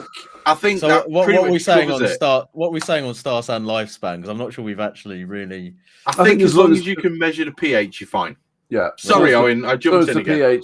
pH is below where it needs to be, which I'm fairly certain will probably be outlined on. I mean, personally, for me, if I'm reusing Star San, I tend to like work on the basis of how much crud is like collecting in the container of Star San, and if there's like just loads of shit and debris at the bottom of it, that's the point when I'll normally like chuck it out and make up a new batch, because I don't want to be pouring bits of dirt into a container in order to sanitize it. You know what I mean? You actually reuse your Star San? For like I said, for stuff like purging the kegs, I'll purge out that. Yeah, I'm with you on that. I You know what always I mean? purge from keg to keg as well now. Yeah, exactly. So, well, at the point where that star sand that's coming out has now collected a bit of shite out of the, whatever dregs were left in the keg that I didn't manage to get out during washing or whatever, then, or sometimes it's just from it standing there, like literally just stuff that's kind of found its way into the bucket somehow when I wasn't actually, had it covered up or whatever. So, yeah. So generally, according to the hive mind of Google and the various threads on homebrew stuff, it thinks if it's under 3.5, then it's generally good to use. I heard 3.4, but I guess lower the better, right? It's generally I got 2.5 just to be sure. Yeah. So I think as long as you're sort of in that three and preferably below mark, then keep reusing it. I guess our answer is if you can measure the pH, then you can be sure either way. And if it looks like it's clean, the solution is clean, there's not a load of other shit floating around in there, then keep using it. I've just noticed, I had a kebab last night, so I'm farting like a trooper. And I've noticed that Audacity is actually picking up my farts. Excellent. Well, that's something for you and Tricky to edit out at a later point. I'm looking forward to listening back to that in... Is there some sort of option on your editing software to isolate? I haven't farts? got a plugin to remove farts, unfortunately. There's we need to find one quickly. There's an anti-reverb one, like a mouth click one, all this sort of stuff. But they haven't yet invented the de-farter plugin. That, well, maybe come up with that one. Maybe we need to work on a preventative plugin, which is Chris finds something to plug in. He needs a cork. We'll just. It's because I've got the microphone so close to my mouth now because I've actually got the ability to do it. Hello. I just it's picking up my farts. What can I say? Filth. Anyway, on that wonderful subject, should we break for the commercial break? Let's do the commercial break. Go. Yes. Right, Tricky, you're up. Well, it's already in the glass because I think we were all sort of preempting this and getting prepared. So I have got a In Pursuit. It's a New England IPA by Free Hills Brewery. I mentioned these guys, I think, on the previous podcast because they've set up their own sort of homebrew club online on Facebook. And they ran a competition with where they were giving out Artenum hops, which I used in the West Coast IPA that I was drinking on the previous pod. Anyway, they're fairly local to me. These beers, they do like this is like the last edition of this that they're going to do as a regular thing, but they do a series of these where it's basically like a 3% beer, the 6%, which is this one, and then a 9% double IPA. The 3% is called Small Steps. The middle one, this one is called In Pursuit, and the 9%er is called Of Juice. So it's Small Steps in Pursuit of Juice, which is I thought was quite clever anyway. But they're all really good beers generally. They kind of change up the hops and stuff on each edition that they do. And this particular one, they've gone for Comet, Mosaic, BBC hops and Citra BBC hops. So that's going to be a nice beer. Enhanced Mosaic, Enhanced Citra, and Comet in there as well. Classic. I can tell you right now, that's going to be really nice. I mean, Mosaic and Citra, you can't really go too far wrong. It's that Comet backbone, man. It's that Comet backbone that allows everything to build. It's beautiful. I think that's having something to sort of build those two on top of is a good starting point as well. The malt extra pale, carapils, oats and wheat, and yeast is New England ale. So I think is that a Laumont yeast, New England ale? Verdant kind of thing. Yeah, I think that might be the other. It's Lallemand other. Yeah, the dried other dry New England. like Nipah yeast that they do. So yeah. Anyway, very promising ingredients. The aroma is just like mega Nipah, hoppy, juicy. Lots of soft fruit, mango-y, bit of dank, kind of that slightly sweaty mosaic thing that you get sometimes. Yes, I love a bit of sweaty gym sock. The mosaic. armpit gym sock mosaic smell. And then it's very sort of soft, quite full body, nice sort of smooth mouthfeel on it. And just bags of citron mosaic on the flavour, really. It's tropical juice bomb. It's a banger. Yeah, very nice. Soloin's very nice word, it's a beer. banger, mate. It's a banger. It's a banger. It's a juicy banger. Juicy banger. Nice. Yeah, they're kind of like one of the sort of up and coming breweries, I think, on the UK scene. And if you do get a chance to try their beers, I would give them a go. I don't. Tricky. What? Luke's asked, "Is there a lot going on?" Yes, in a good way. Not Can you just say it so Luke can tick it off the bingo? There's a lot going on there, Luke. Luke, have I satisfactorily vaped loud enough yet? Or no, you have to lean in every time. I've tried to slip in a few just to, you know. I'm literally watching you guys and a dog licking cream out of a glass. He's still smashing that never-ending white Let's Russian, put isn't he? Stevie Burton up being a bit mental. Perfect. His military haircut, as he put it. Apparently, he posted in chat. He is drinking. Where is it? It's It was his Vienna lager. Was it Vienna lager? He said, "Yeah, it was." I guessed right. That's just wicked. I watch a lot of Big Bananas videos on YouTube. I stay up to date with the big man. Outstanding. That's what we want. Everybody tunes in for the birthday special every year as well. Oh yeah, I loved the birthday special. Especially he got naked this year. Yeah, there was literally balls out this year for the birthday. Incredible scenes. It was actual balls out. It was obviously YouTube pixelated, friendly, you know, pixelated, but the key details were rendered family friendly. Wow. That's impressive. Anyway, Chris, what are you drinking? At the moment, due to the fact that I've smashed a few really hard, I'm drinking Brewdog's Nitro Jet Black Heart. Nice. Which is a vanilla oatmeal milk stout. And I have to say, it is a 2-pant beer. And it is a dive into the dark abyss, which I poured this and I saw it. And it's just amazing. And normally, I mean, those of you who follow the podcast, you know full well, I'm not a massive fan of Brewdog. I think to a certain extent they sold out when they became macro instead of being micro. That's just my opinion, but you know. I think that this beer is utterly fantastic. I think that this beer is one of those beers that you drink and it's so smooth. It's super smooth. It's super. I mean, I could have just gone bosh and knocked the whole job lot back, but I'm really enjoying it. And the head's sticking around still. Look, that's nitro, isn't it? You know, it's going to help that head retention, right? So where did you get the one, Chris? Is that a Morrison's? Yeah.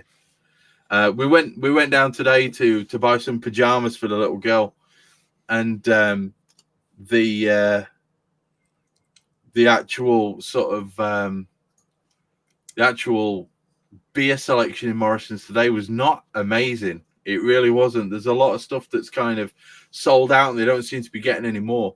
But the two that I got another one which you'll see later. Luke's going to get a couple of ticks on Millington Bingo for that one. But I really, really, really like this beer. It's super smooth. It's super flavorful. The oatmeal and the vanilla come through really, really well. I can't fault this beer in any way, shape, or form. It's really, really nice. Oh, thanks for that, Mr. Vader. It's just a wonderful, wonderful beer, and it tastes amazing. Loads of chocolate as well. Weirdly enough, I'm getting chocolate, I'm getting a bit of coffee, and I'm getting oatmeal, and I'm getting vanilla. I don't get so much of those super roasty notes, you know.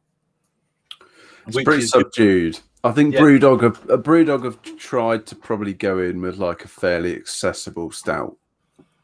Right. It's not a bad fucking shout by Brewdog, to be fair. I think that's core range. They need it to be. It needs to be like a pint of Guinness, but nicer because it's craft. Yeah, Jet Black Heart has been one of their fairly long-running sort of. It has, beers. Hasn't I've not seen it before. Have you not? Yeah, I don't think it was. They've been making it for years. I don't think it's always been widely available in like supermarkets and stuff, but it's definitely been like one of their lineup, main lineup beers for a long time. Well, if you go to like any Brewdog pub, they will almost always have it on tap, like without doubt. I'm leaving that one because that's just for Owen. Choo choo. David Carr has said Jet Black Heart on Nitro Tap is amazing. Yeah. To be fair, if it's as good as it is out of the can, mate, I'd give it a bash. Have you guys got Brewdog bars near you? Yeah, there's one in Leeds. So in Milton Keynes, there's one. I've never actually been to it. To be fair, we've got one in Southampton. It's just I guess I should 2 have been miles there from my because house. The Milton Keynes Home Brew Club do their meetings at the Brewdog. One good thing that I will give props to Brewdog. All of their bars seem very open to the idea of hosting home brew clubs. So if anyone's looking for a venue for home brew clubs to go to, it's definitely worth hitting up a Brewdog bar if you've got one, because they seem to be quite open to that idea. Certainly on a weeknight anyway, maybe not so much at the weekend, but that's the same with any venue really if it's a commercial premises. Well, Brewdog may divide the the homebrew / craft community, but they are always very pro homebrew, aren't they? Posting their recipes and exactly. What's not, For me, it was more of a case of I tasted Dead Pony Club and just thought, this is shit. That was basically where my hatred came from. Really, I haven't drunk Dead Pony Club for a very, very long time, but I've made the beer from their recipe a couple of times, and I've really enjoyed it. Might be worth a movie giving it a go then. And I think actually it is a low ABV pale ale, I think, and it's a real good summer banger. That I gotta say, I kind of quite enjoy the Dead Pony Club, and I think at one point I kind of got to the point where it was like, okay, so the punk IPA has kind of gone downhill a bit, but that was the one that was sort of still holding up the hoppy sort of thing. Do you know what I mean? It seemed like that one was almost, even though it was supposedly the session pale ale, for me kind of tasted more hoppy than the punk in a lot. It's like the places. underdog. It's the underdog to punk IPA, isn't it? Yeah, it's not exactly. quite as commercialized, and I think it's actually stayed a bit more true to its original. It seems to me like design. The recipe on that has stayed a little bit more consistent as opposed to the other. I would agree with that. Day. That said, I haven't drunk it for a long 14 tons of Artenum hops. Yeah, probably per liter, 1 million hectoliters. Yeah. What have you got, Owen? What have I got? I've got something. We've been sat here and we're waiting, mate. We're waiting to see whether or not you're going to get a tick on the bingo. Got a little drum roll. I am drinking quite a special beer, actually, from America. It's an American beer from a brewery called Kings County Brewers Collective. John Smith's Export in Brooklyn, New York, and it is Carlsberg Brooklyn edition. This is Your Brain on Hops. That's what the beer is called. Is it a dipper? I'll show you the artwork if you guys can see that. Put it close to the camera. It looks like someone's just puked at the can. That's slightly violent artwork, isn't it? Yeah. That's Jesus. That's It awesome. is a double IPA. Horrifying, but Tick the box, but Luke. kinda He's cool, got a yeah. dipper. It's so American, isn't it? That artwork. It's just like loads of color. Yeah. It's but anyway, Everything's bigger in Texas. it's an 8.5% double IPA. It claims it's a pint-sized can. American pints are obviously a different size to UK pints. What is it then? So I'll let them off on a technicality. 440, isn't it? What? American I'm not pint sure is if it is. I 440? think it's 500, isn't it? Yeah, I think American pint is 500. It's 500 mils. Yeah, I think so. It's a double dry hopped double IPA, 8.5% Citra Galaxy hops. And the first thing that hit me was like the color. We're both wrong. 473.176 milliliters. All right, For there you fuck's go. sake, where does that even come from? Where does that come from? But then equally, where does 564 milliliters come from? But it was there first, so that's Fair Okay, enough. We're right there. BRB. We're claiming originality as usual. And there's more of it. Colour, More importantly, like you're going to go with the bigger measure, like aren't you? clearly, yeah, bigger's better. Surely they should have gone like 565. Yeah. How did America ever Just do anything that downgraded the volume of a measure? It's like surely the whole ethos is like it's American. It should be bigger. There should have been a 600 ml pint. That should be the American pint measure, shouldn't it? It should be, shouldn't it? I think Yeah. let's lobby the US government on that, Tricky. I'll get on the phone to Biden just after the podcast. Just say, mate, sort out your pint measures. I'm not sure if he'll understand you, to be honest. So it's not too far off being senile, I think. The color of this beer is absolutely awesome. It's just got like this really lovely orange yellow color, really opaque. It's got, I mean, it's a full on New England IPA aroma. But what's really nice is it's not super heavy. It's a thick beer, but it's light at the same time. It's really interesting. It's got body, but it does sort of dry. It finishes reasonably dry. I don't know, actually, a lot of the American breweries tend to use a little bit of dextrose sometimes in this style of beer, which sometimes does that, just add that little bit of drinkability, if that is a word. But yeah, it's a really nice, really pleasant beer. I picked this up from Honest Brew, and they have started stocking more American beers, I've noticed, except they do tend to be exceptionally expensive. Like into the region of like 9-10 quid a can. A lot of the time they are like double IPAs in fairness, but I don't think this one was too horrendously expensive. I think it was maybe like 6 quid or something, but it was canned in January, mid-January. So it's like, it's held up in terms of, what's that? Basically 3 months old. It's been in the can 3 months, and it's still absolutely banging. Can I just take this opportunity whilst I'm thinking of it and Owen's having a slurp to big up Trillium Brewing? Because I had a can. I got it from Cloudwater. They're twice the daily dose or something it's called. They're 5 fruited Berliner Weiss. Oh my God. One of the best beers I've had this year. Really? By a considerable margin. It was absolutely fantastic. It was smashable. It had cheers, Luke. It had just so much fruit in it. It had a decent level of tartness, but my God, it was beautiful, mate. It was beautiful. Matt, I think I have drunk very little American beer. Obviously, it's quite difficult to get hold of generally in the UK, and in a good state as well. I've noticed the Malt Miller have started stocking Heretic beers. Yeah, I might have to buy some of them.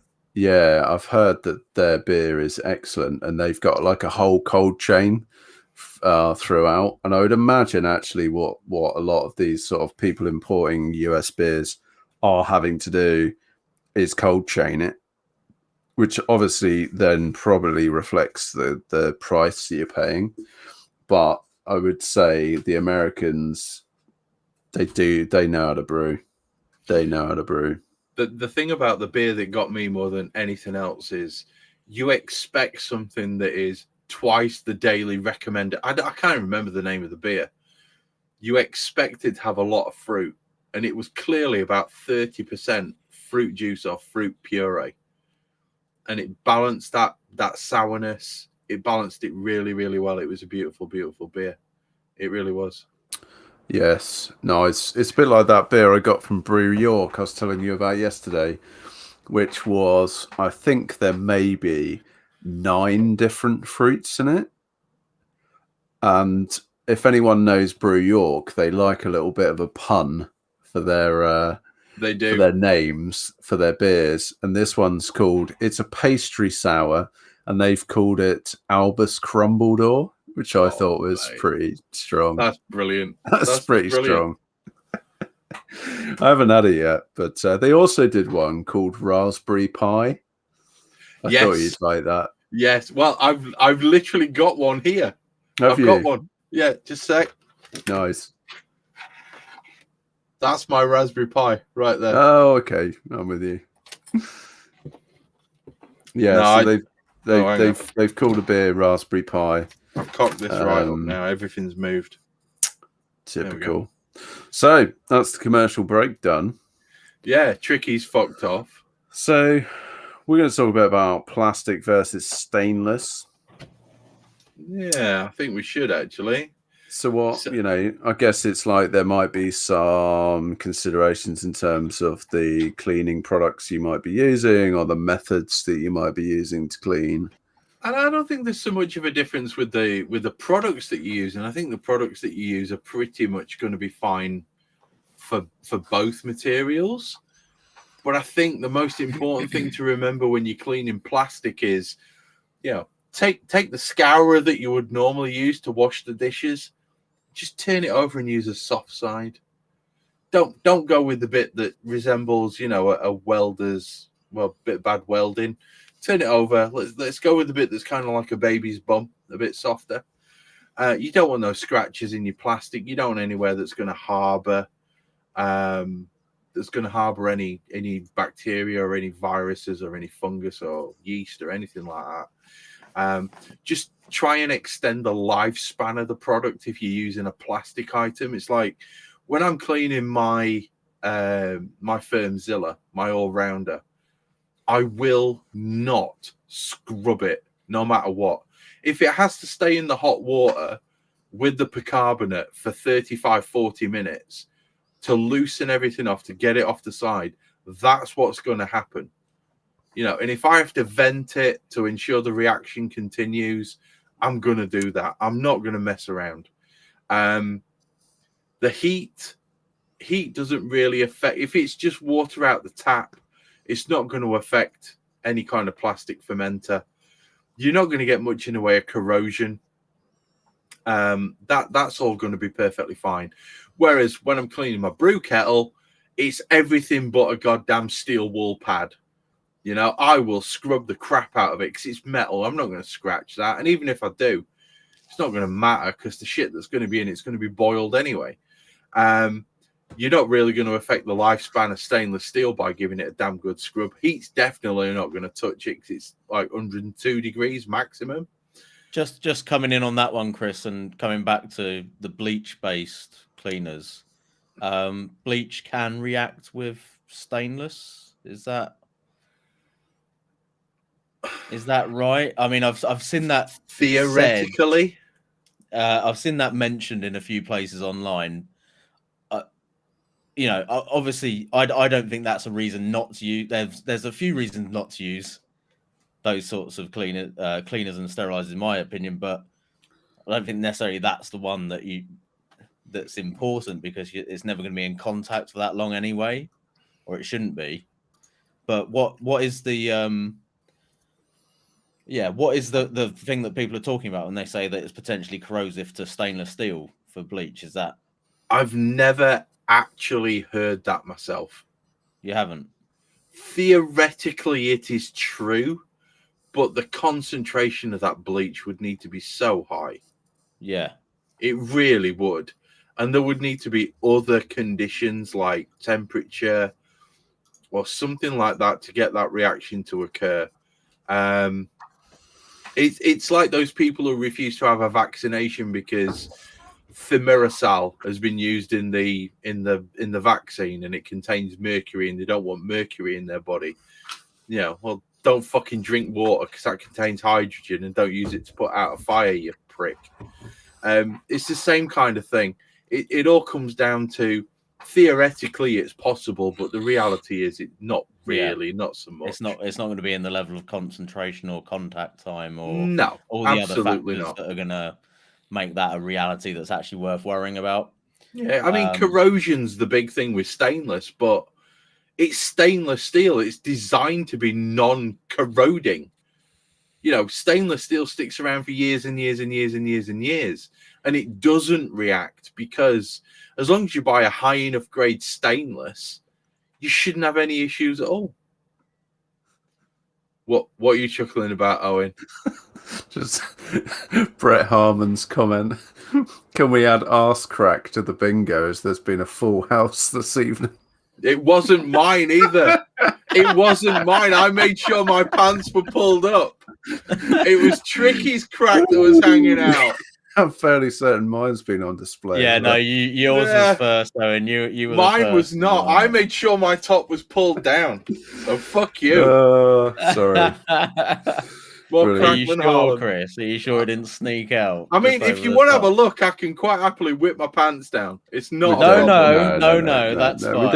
We don't need to force the issue.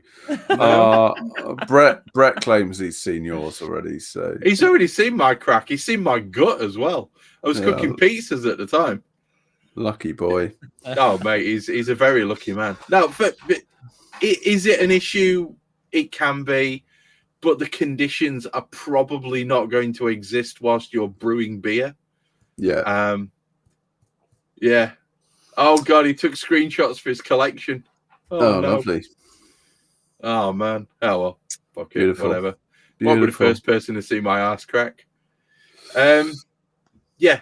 So, come on then. Owen, let us know your brew day cleaning routine. Pre-brew, during brew. Why would you clean anything during the brew? And post-brew. You wrote these notes as well. Yeah, I did. I guess, so pre-brewing is, I think it sort of depends how long it's been since I last brewed, but typically it might just get a rinse with a bit of water, or it may get a little bit of Star San, quick rinse with that. During the brew, generally with my system, there's quite a bit of stuff that I have to clean during the brew. So the malt pipe, I have to dig that out. And generally, I give that a quick scrub. And generally, the malt pipe, I tend to just use a spray gun, a hose tap spray gun and a brush, just to lift the crud. I don't worry too much about how clean that is. As long as it's just clean to the eye, that's good enough for me. And then after the brew, I've talked a bit about already. I think I've run through that already, so I'm not going to cover it again. Yeah. What's your pre-brew? Sorry. Go on, what's your pre-brew, Tricky? I was going to say I'll just refer people to the video that I did on my my channel for most of that. Brews. Selfless Dudes Brews, cha-ching. But as far as pre-brewing, which is probably the only thing that I didn't really cover in that particular video, not a lot, to be honest. I don't really do any pre-brew sort of prep or cleanup. Most of the time, I just leave stuff like FVs and that with a bit of Star San in them. So my pre-brew day prep is basically pick it up and shake it. Let's go like that. That's done. and then pour it out before I pour other stuff into it. So obviously, just like it's just common sense shit, isn't it? It's like, have a look at it. If some creature has come along and taken a shit in your kettle, maybe clean it out.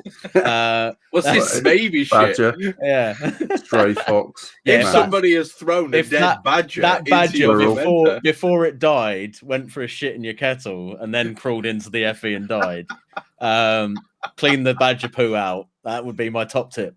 I are you do gonna throw the badger not brew away? on top of the badger shit. But if it's in the FE, just make sure you siphon out from underneath it, and then everything will be fine. I tend to find the old badger is a sneaky bastard. He tends to wait until you're asleep and then he comes and shits in your mouth. Ah, yeah, badger mouth. I think we've all experienced that. Yeah, depending on the number of beers that you've had. Some people also know it as the poo brew monkey, the monkey that comes along and shits in your mouth when you're asleep after a few too many beers. So the sneaky badger or poo monkey that craps in your mouth. Yeah. Have you noticed Andy Lynch is currently whinging in chat about he's been replaced by a web page? Yes, Andy, you've been replaced by a web page.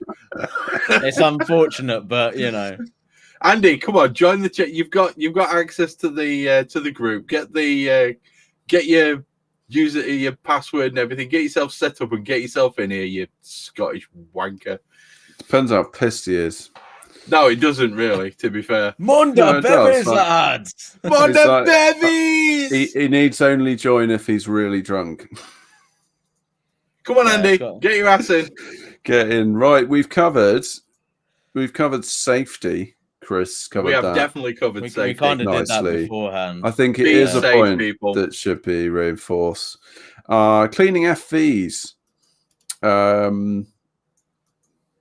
So we covered that slide. That's not a great deal different to the cleaning process of like your kettle and stuff. It's a bit of a sodium bicarbonate soak if it really needs it, and then a good Star San rid be using. But whether that's like overkill, it's probably more laziness generally. It's just like I want to flick a switch. People who don't like sponges, that's what that is. Yeah, personally, my experience of having sort of explored that a little bit is it's actually more hassle than it's worth.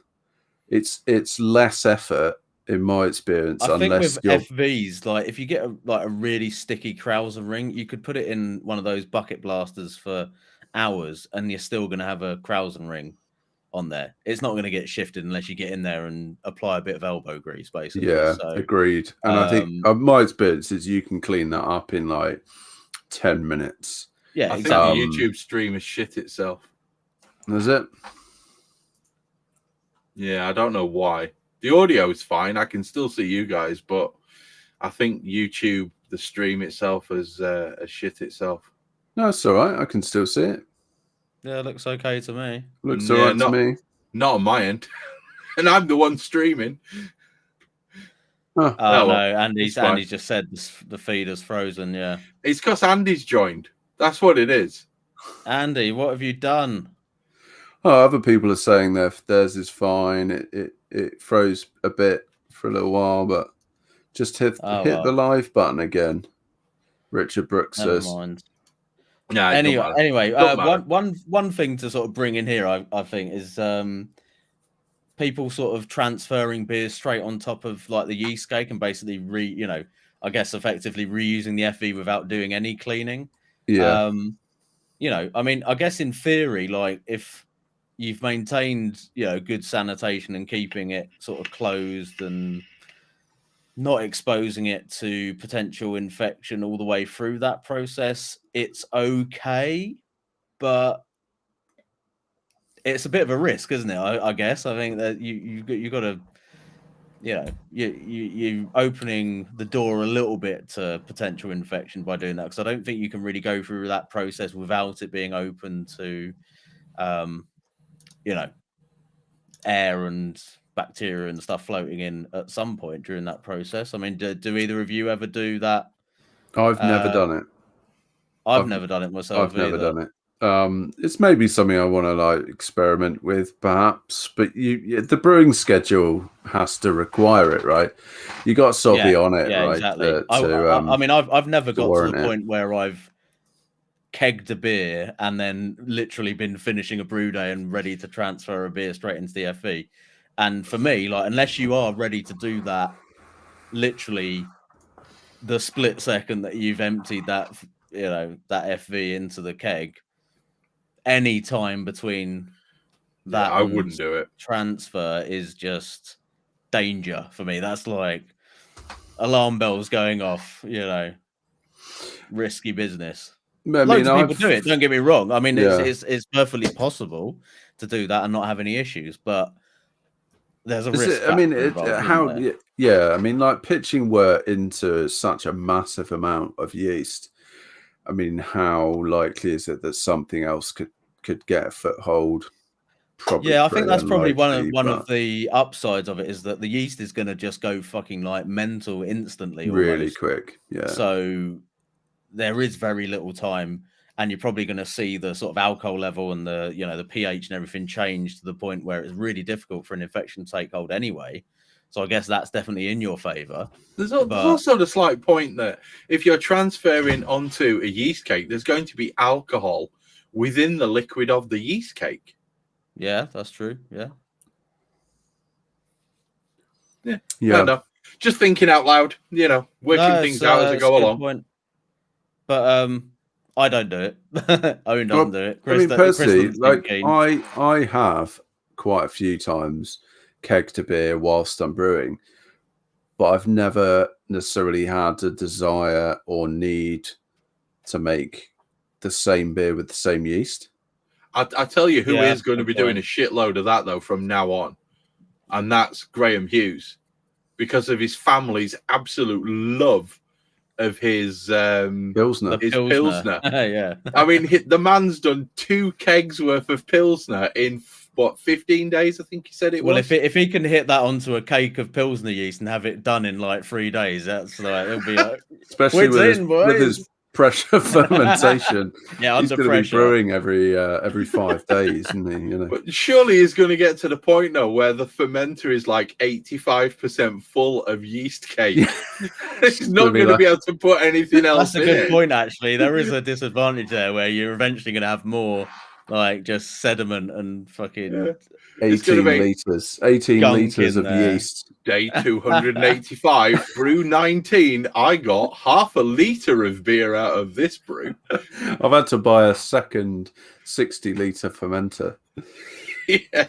It's crazy. I mean, I can understand the pros and cons of it, and I can understand how it's gonna be advantageous, especially if you've got a Firmzilla or something like that.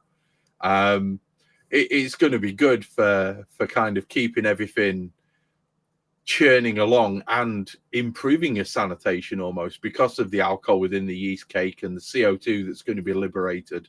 You're going to end up with a very sterile environment to put stuff in. But I mean, I'm like you guys, I have never felt the need to use the same yeast back to back. No.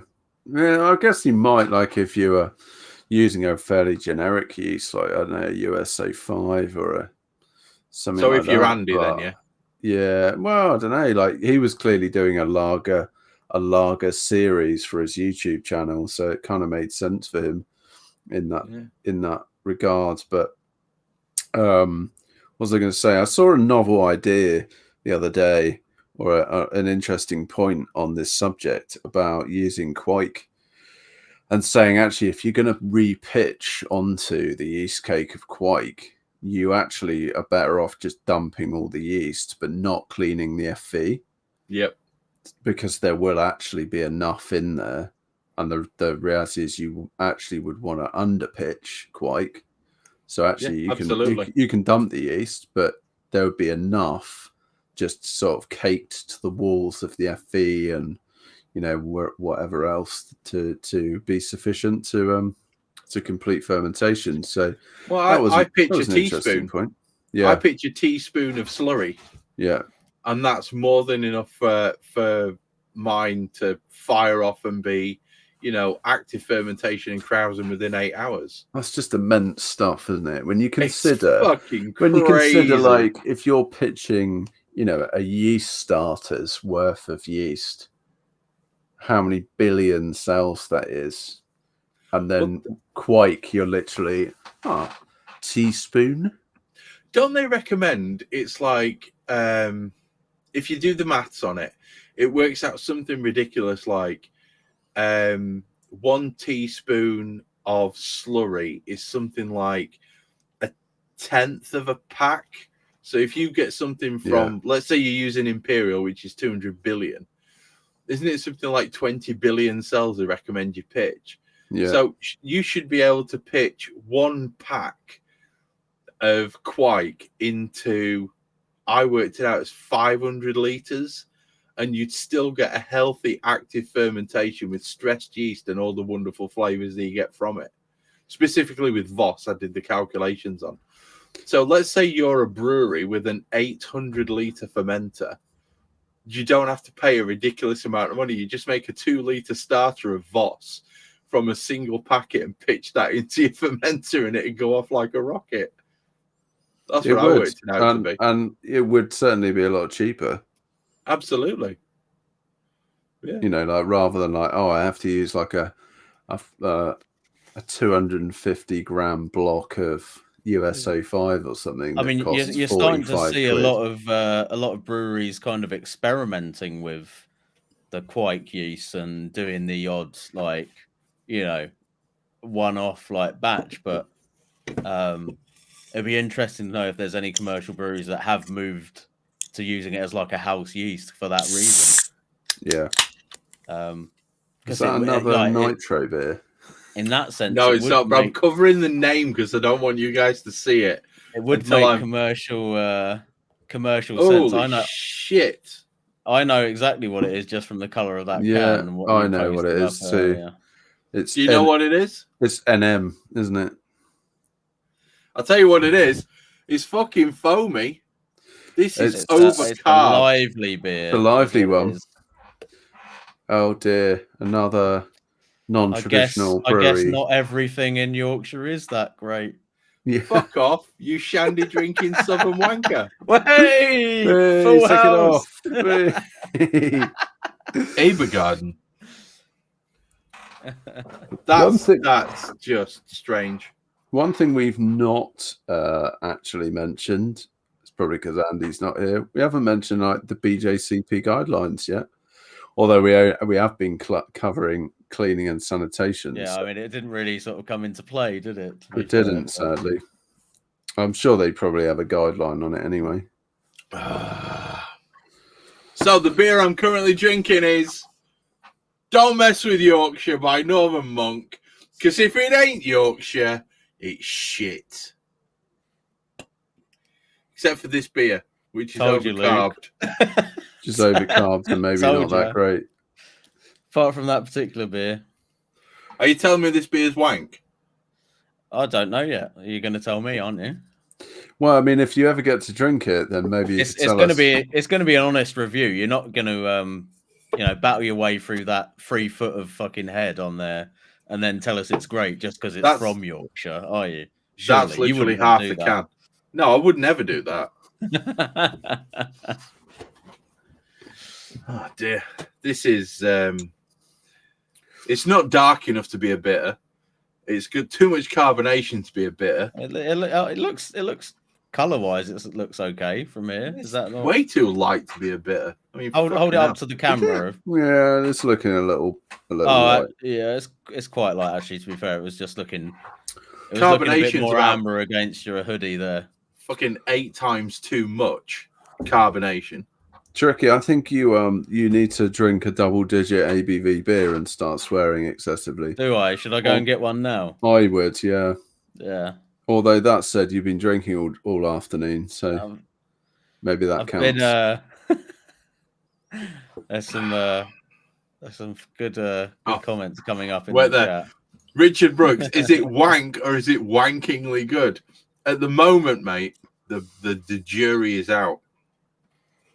I'm trying to get past the excessive carbonation that northern wank have put into this.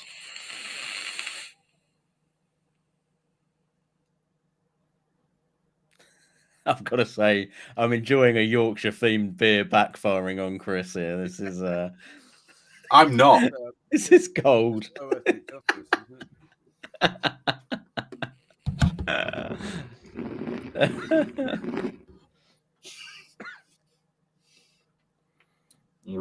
It's poetic justice playing out. Yeah. All Better those than cum face, we've actually got white shit dribbling down my chin again. got proper jizz face going on. That is not a family-friendly comment. Yeah, that's a money shot. It's 18 plus this podcast. I always tick that box.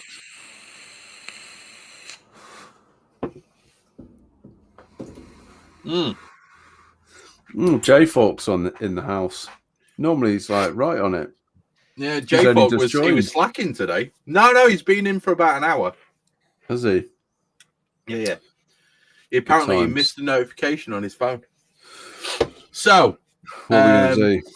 Don't mess with Yorkshire. It's overcarbonated, Northern Monk. You should be fucking ashamed of yourselves. Well, I've got a beer. I'm going to be drinking. Anyone know what that is?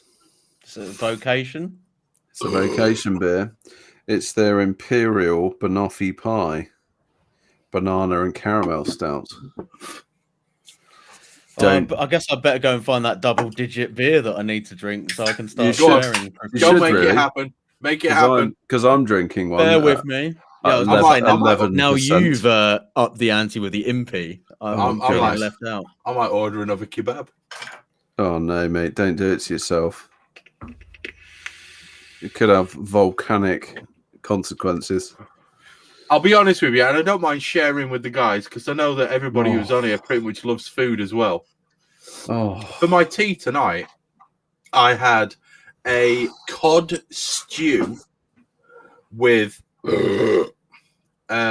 chorizo or chorizo, depending on which part of Spain you're from, and it had kidney beans, onions, garlic, and then I did a sautéed spinach with onions and garlic to go with it, a little bit of soy sauce, and some homemade garlic bread using the Joshua Weissman method. If anybody who's listening to this podcast is into cooking, get on YouTube, get on Facebook, do a search for Joshua Weissman. He's Yank, but he's really freaking cool. And he makes this garlic bread, which is essentially a ciabatta sliced down the middle, slathered with a garlic butter and a little bit of pecorino romano. And essentially, it just forms the best garlic bread in the history of the world. And I cooked that for tea tonight. And oh my God, I've never been big into like fish casseroles. I don't think they work too well. This one was, oh my God, good. It was fantastic. I think chorizo and cod is like one of those. Right. It's like Citra mosaic, you know. It's like the beaver and ferret. It's made to be. This is shit, by the way. Yeah, I was going to say it doesn't look great. It's overcarbed. It's Northern Monk ought to perhaps keep in their wheelhouse. They need to take persistently bitter, pay me an extortionate amount of money for the recipe, and put that into production. Get on Twitter, mate. I think they should. Yeah, just let them know, because that's for a brewery of their standing to be putting out a bitter, especially claiming on the can it's as good as it should be. That's not good. That's not a good First looking off, beer, is it? The colour's wrong. Secondly, the carbonation's wrong. Thirdly, the colour's wrong. And fourthly, the carbonation's wrong. And the flavour's just not right either. They've used a hop called Ernest. What happened to Fuggles and Firstgold? Or Fuggles and EKG? I mean, for God's sake, if you're going to produce a bitter and you want it to sell properly, go traditional. Yeah. Go traditional. They're probably just trying to like be a little bit too clever. Yeah. You But, know, I mean, And it's York. honestly, if you were running that brewery and you'd made a bitter and you'd canned it and you'd tried it, would you have put that out? No, Yeah, not good. I wouldn't have put this out at all because the colour is wrong. Not good. That's a pale ale. That's not a freaking bitter. I mean, I don't want to rub it in, Chris, but this beer smells Hang on. insanely good. Hang on. I don't feel bad because I've got this. It's another lager that I can give, 9.5 to. Because I've actually had 2 bottles of this, and I would have scored it a heavy 9.9. Wow. Tick that off your list, Luke. Also, I've got this for when shit properly gets real. Crack it open. Ditch the bitter. Crack open the vacation. Do you have any idea how close we are to that? Just make it happen. Make it happen right now. Anyway, I think we've got 2 more minor points to make before we finish this podcast. We do, and Tricky's already gone. Oh, Tricky's back, so Tricky can deal with that while I bin this shit. Yeah, because we've really deviated big time. We've started talking about cod and chorizo casserole and that cod and chorizo casserole was fucking amazing. And garlic bread. Deep cleaning, Tricky. That's what we're talking about. Are we still talking about cleaning? I thought we were just. Chris has decided he's going to ditch his bitter from Northern Monk. It was that bad. Yorkshire. Yeah. If it's from Yorkshire, it's shit. Yeah, that's you getting choked out again.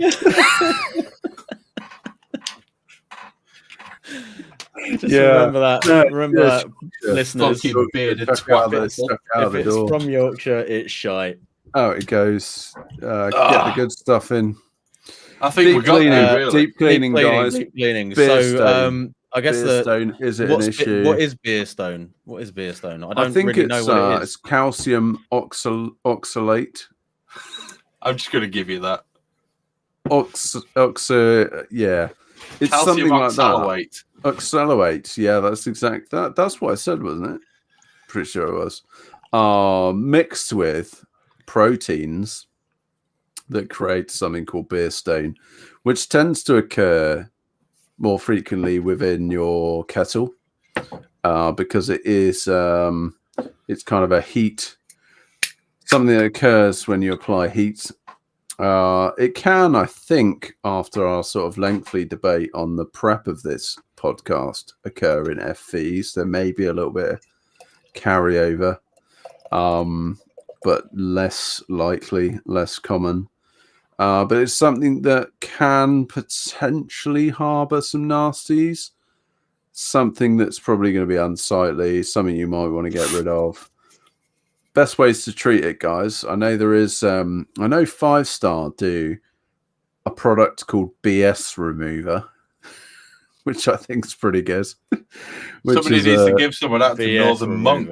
Yeah, I think a fairly strong concentration of citric acid is pretty decent at removing it as well. I think it depends on how severe it is. I think my experience is Barkeeper's Friend is reasonably good at getting rid of it as well. Fuck me. Not tonight, Chris. Yeah, you're right. It's a long drive up to Wakefield. Bend me over, spank my ass, and call me Shirley. Jesus. Yeah, not after that kebab last night. That's just. Oh, actually, no. No, that'll burn your belly. Don't do that. Yeah, my recommendations on Beer Stone is Barkeeper's Friend, which I use from time to time in my B80 to clean it up and get it nice and shiny. What are you drinking, Tricky? We haven't covered this. 10% MP. Simpy Fuck shit, time. cunt, arsehole bastards. There we go.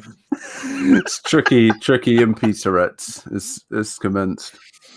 Oh, Tick that box. Tick that box, Luke. It was a 10%er. Wild child. Double Take digit. another box. Swearing induced. Chocolate impy stout. You know what? Squawk Brewing Company. I've never actually. I don't. Where did this beer even come from?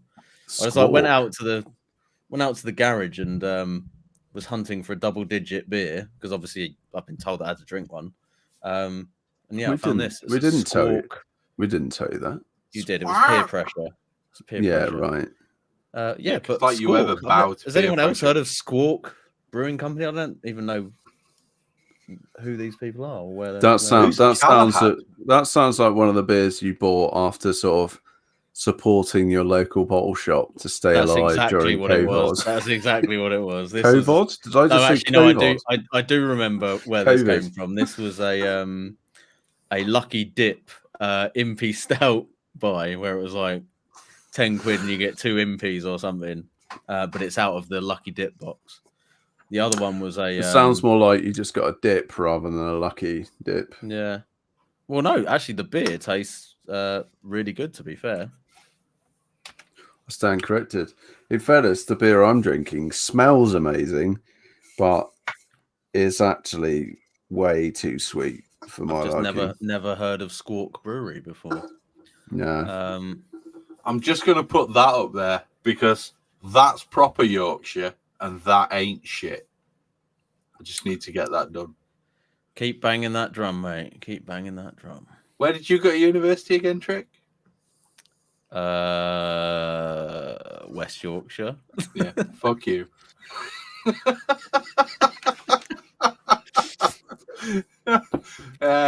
It's a lovely part of the country. I thoroughly enjoyed my time up there. Yorkshire. It reminded me a little bit of the Surrey Hills, but slightly shitter. Well, that's fighting talk. I'm sorry, dear sir, but unfortunately, I went to university in Guildford, and no, the Surrey Hills do not compare. The beholder, guys. The beholder. Now we're talking about deep cleaning, stripping down taps, pumps. What do you guys deep clean from time to time? That's basically is my deep clean routine, is getting to the point where I bother to take all the taps apart and strip them down and how often is that? Not that often, to be honest. I mean, I think it's kind of like if there's been an extended period where I haven't brewed and I'm like, I know that this has been sitting, particularly during like the summer months as well, if it's been sat in the heat and it's not been like brewed with, because I think obviously with the kettles and stuff like that, when you know that it's had boiling work through it recently, you can be fairly like confident, as long as you've cleaned it out well, that you're not going to get anything too bad building up. But if it's been sat there for a number of weeks or months without being used, that would definitely be a point where I'd do a deep clean. And then just generally, I think maybe every sort of few months. I'd like to think that I do it every sort of 3 or 4 months. It's probably longer than that in reality, but like I think a sensible schedule would be every 2 or 3 months to do a sort of deep clean and strip down of your taps if you're brewing regularly. If you're not brewing between those sort of periods very much, I think maybe you should do that as a matter of course almost, to be fair. What you've just said reminded me slightly of me last weekend opening my Pro Q smoker, which I hadn't actually used since probably September or October last year. The greasy mold grill on the barbecue. It was. It required a deep clean. Unfortunately, it was pretty unpleasant. Good. You're on mute, you bellend. Yeah, he's on mute. He's actually ticked a box accidentally. At least it wasn't Owen. You've got to say, hear me now. Hear me now. Yeah, great. So Graham is currently smashing a cheeseburger. As you can see, that's Graham. Brett's actually smashing a cheeseburger. Literally a cheeseburger. Yeah, everybody. I did some smash burgers on the barbecue earlier. They were fucking banging. Owen, in fact, Tricky missed all the comments about the cod casserole, didn't he? The fish casserole. Let's not talk about that again. It was good. If we're going to Good, talk I about did. casseroles again, I think we've got to finish the podcast and start Yeah, the after party. Let's finish the podcast. We're kind of getting to the end of the podcast. Let's wrap it I up. think we are. Okay, We're just so over 2 hours. Does anybody else do their deep clean any more regularly than what I just said? Or are we just I not actually interested do. in I that? do my deep clean once a month. Wow, that's religious. No, I think I probably strip my Keyser taps and everything maybe once every 3 or 4 months. But in fairness, most of them are up and running most of the time. I told you about me stripping down my 3-way valves on my B80 the other day, which I'm Annually. on reflection, that upkeep is going to be more regular. But in reality, I haven't had an infection as a result. So Actually, one thing that I actually would like to ask you guys is, like kegs, do you actually strip those down and do deep cleaning on them? Because what's that? What's going on here? I don't know. Chris is getting a bit Is he that upset something. about kegs being Yeah, cleaned? apparently, I've heard Chris doesn't clean his kegs. Yeah. I don't clean my kegs per se. So my kegs, when they come off, I am aware that they're full of CO2. I'm aware that it is a sterile environment, so to speak, or a bacterial inhibiting environment. And so what I normally do is I just give them a quick rinse with a bit of bicarbonate, and then fill them up with Star San, and that's me done. I don't go down because what I consider to be clean. So you do clean your kegs? Fuck off, bearded cunt. Yeah. So most people, when they're cleaning kegs, they'll go down the route of brushes. Luke, you should have had Chris calling one of us a cunt on your bingo card as well, by the way, because that's the standard. I go down the route of essentially removing the detritus, so any additional yeast and stuff like that, basically just giving it a rinse. And then I will, at that point, basically just fill it back up with Star San, and I will purge that using the pressure from my fermentation, which puts CO2 back in there, which is essentially a bacterial inhibitive environment. And at that point, I don't consider, because I know people who've got like keg blasters who will sit them on the keg blaster and run fucking all sorts of chemicals through them for 20 minutes. I don't see the need for that. I'll be honest. I don't think it's required. If you've got an infection in a keg, then by all means go fucking nuclear.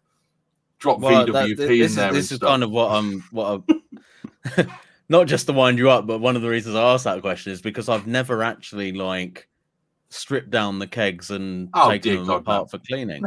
No. I do. I actually, when I clean my kegs, I see the need to do it. I do take the pickup tube out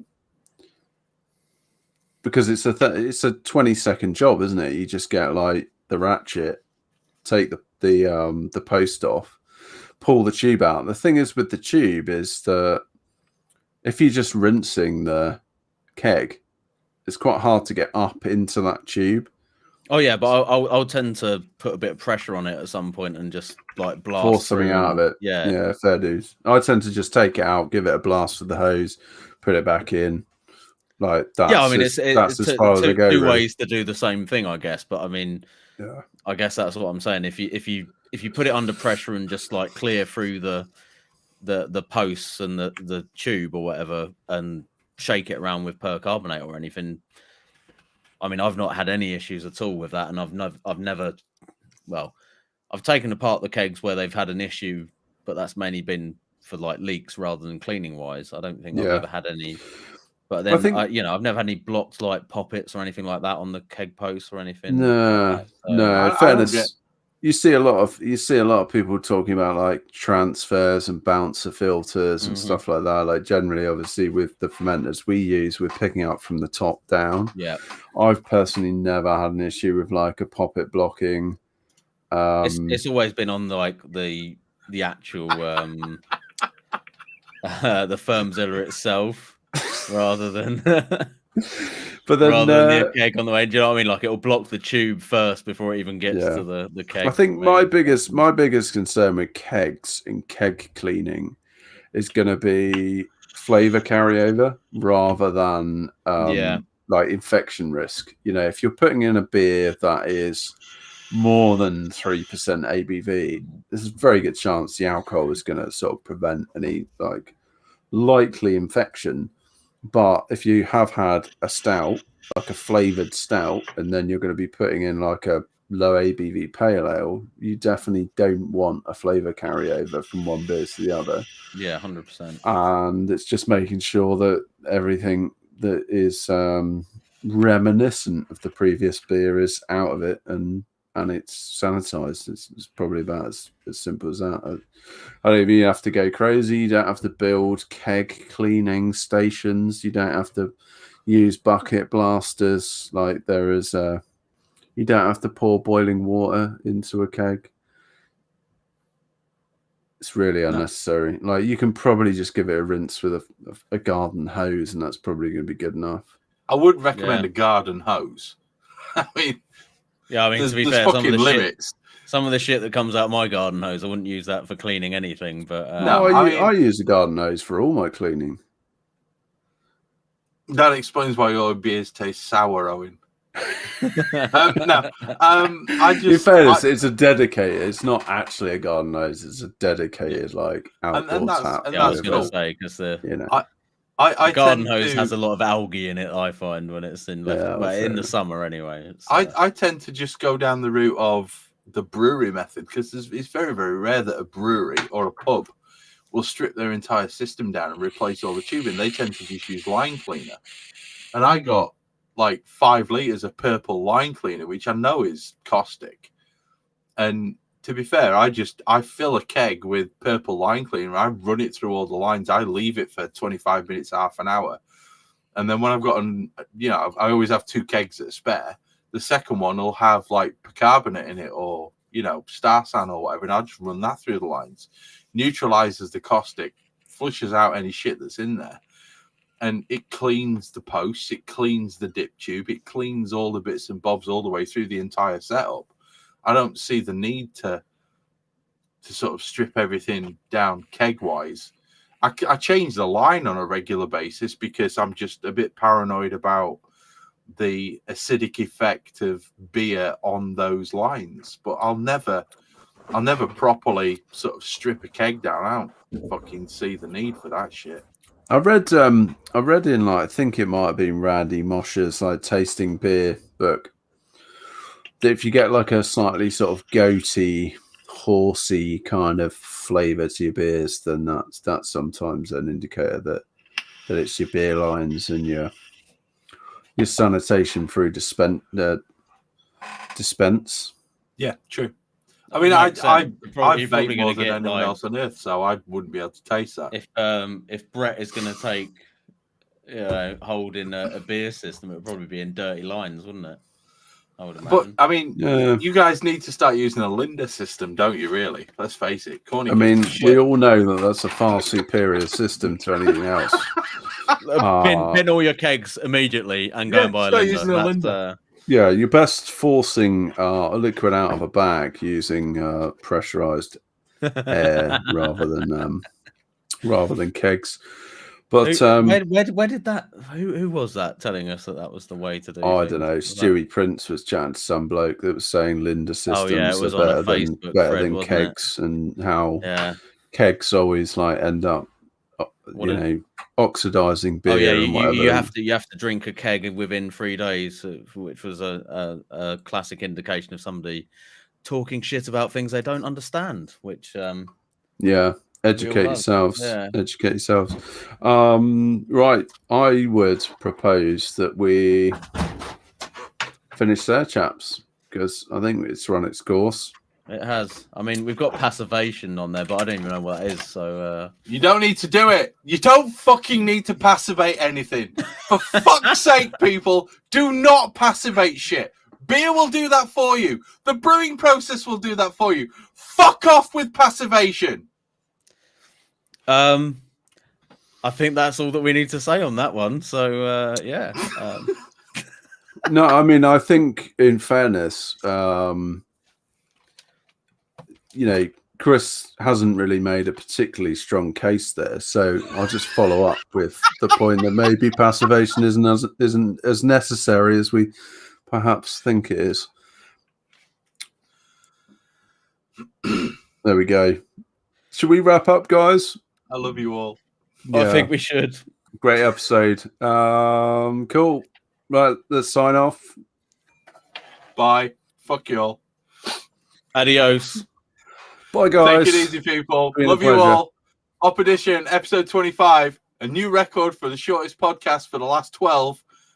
2 hours and 15 minutes. Bye. In the bag. Bye. Right.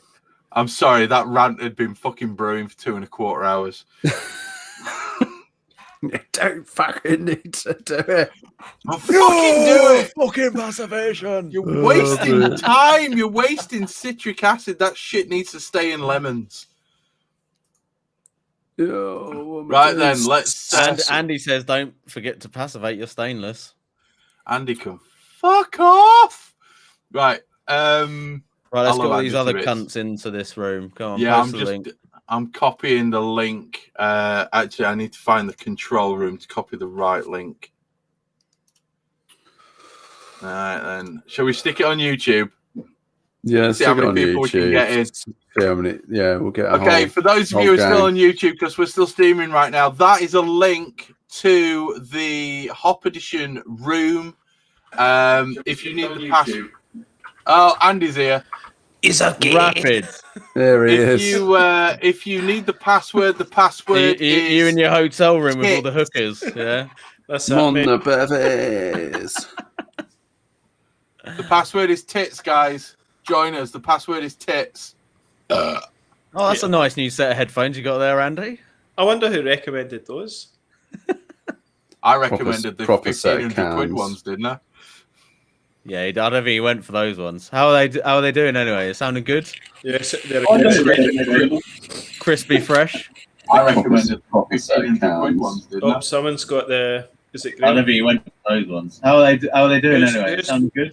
You have to mute the YouTube. Somebody's YouTube, got the if YouTube. you've got it open, Graham. Someone's got the. Is it I green? never went for those ones. How are they doing anyway? Right, join us in the chat, mate. Click that link. Set your webcam up. The password is tits.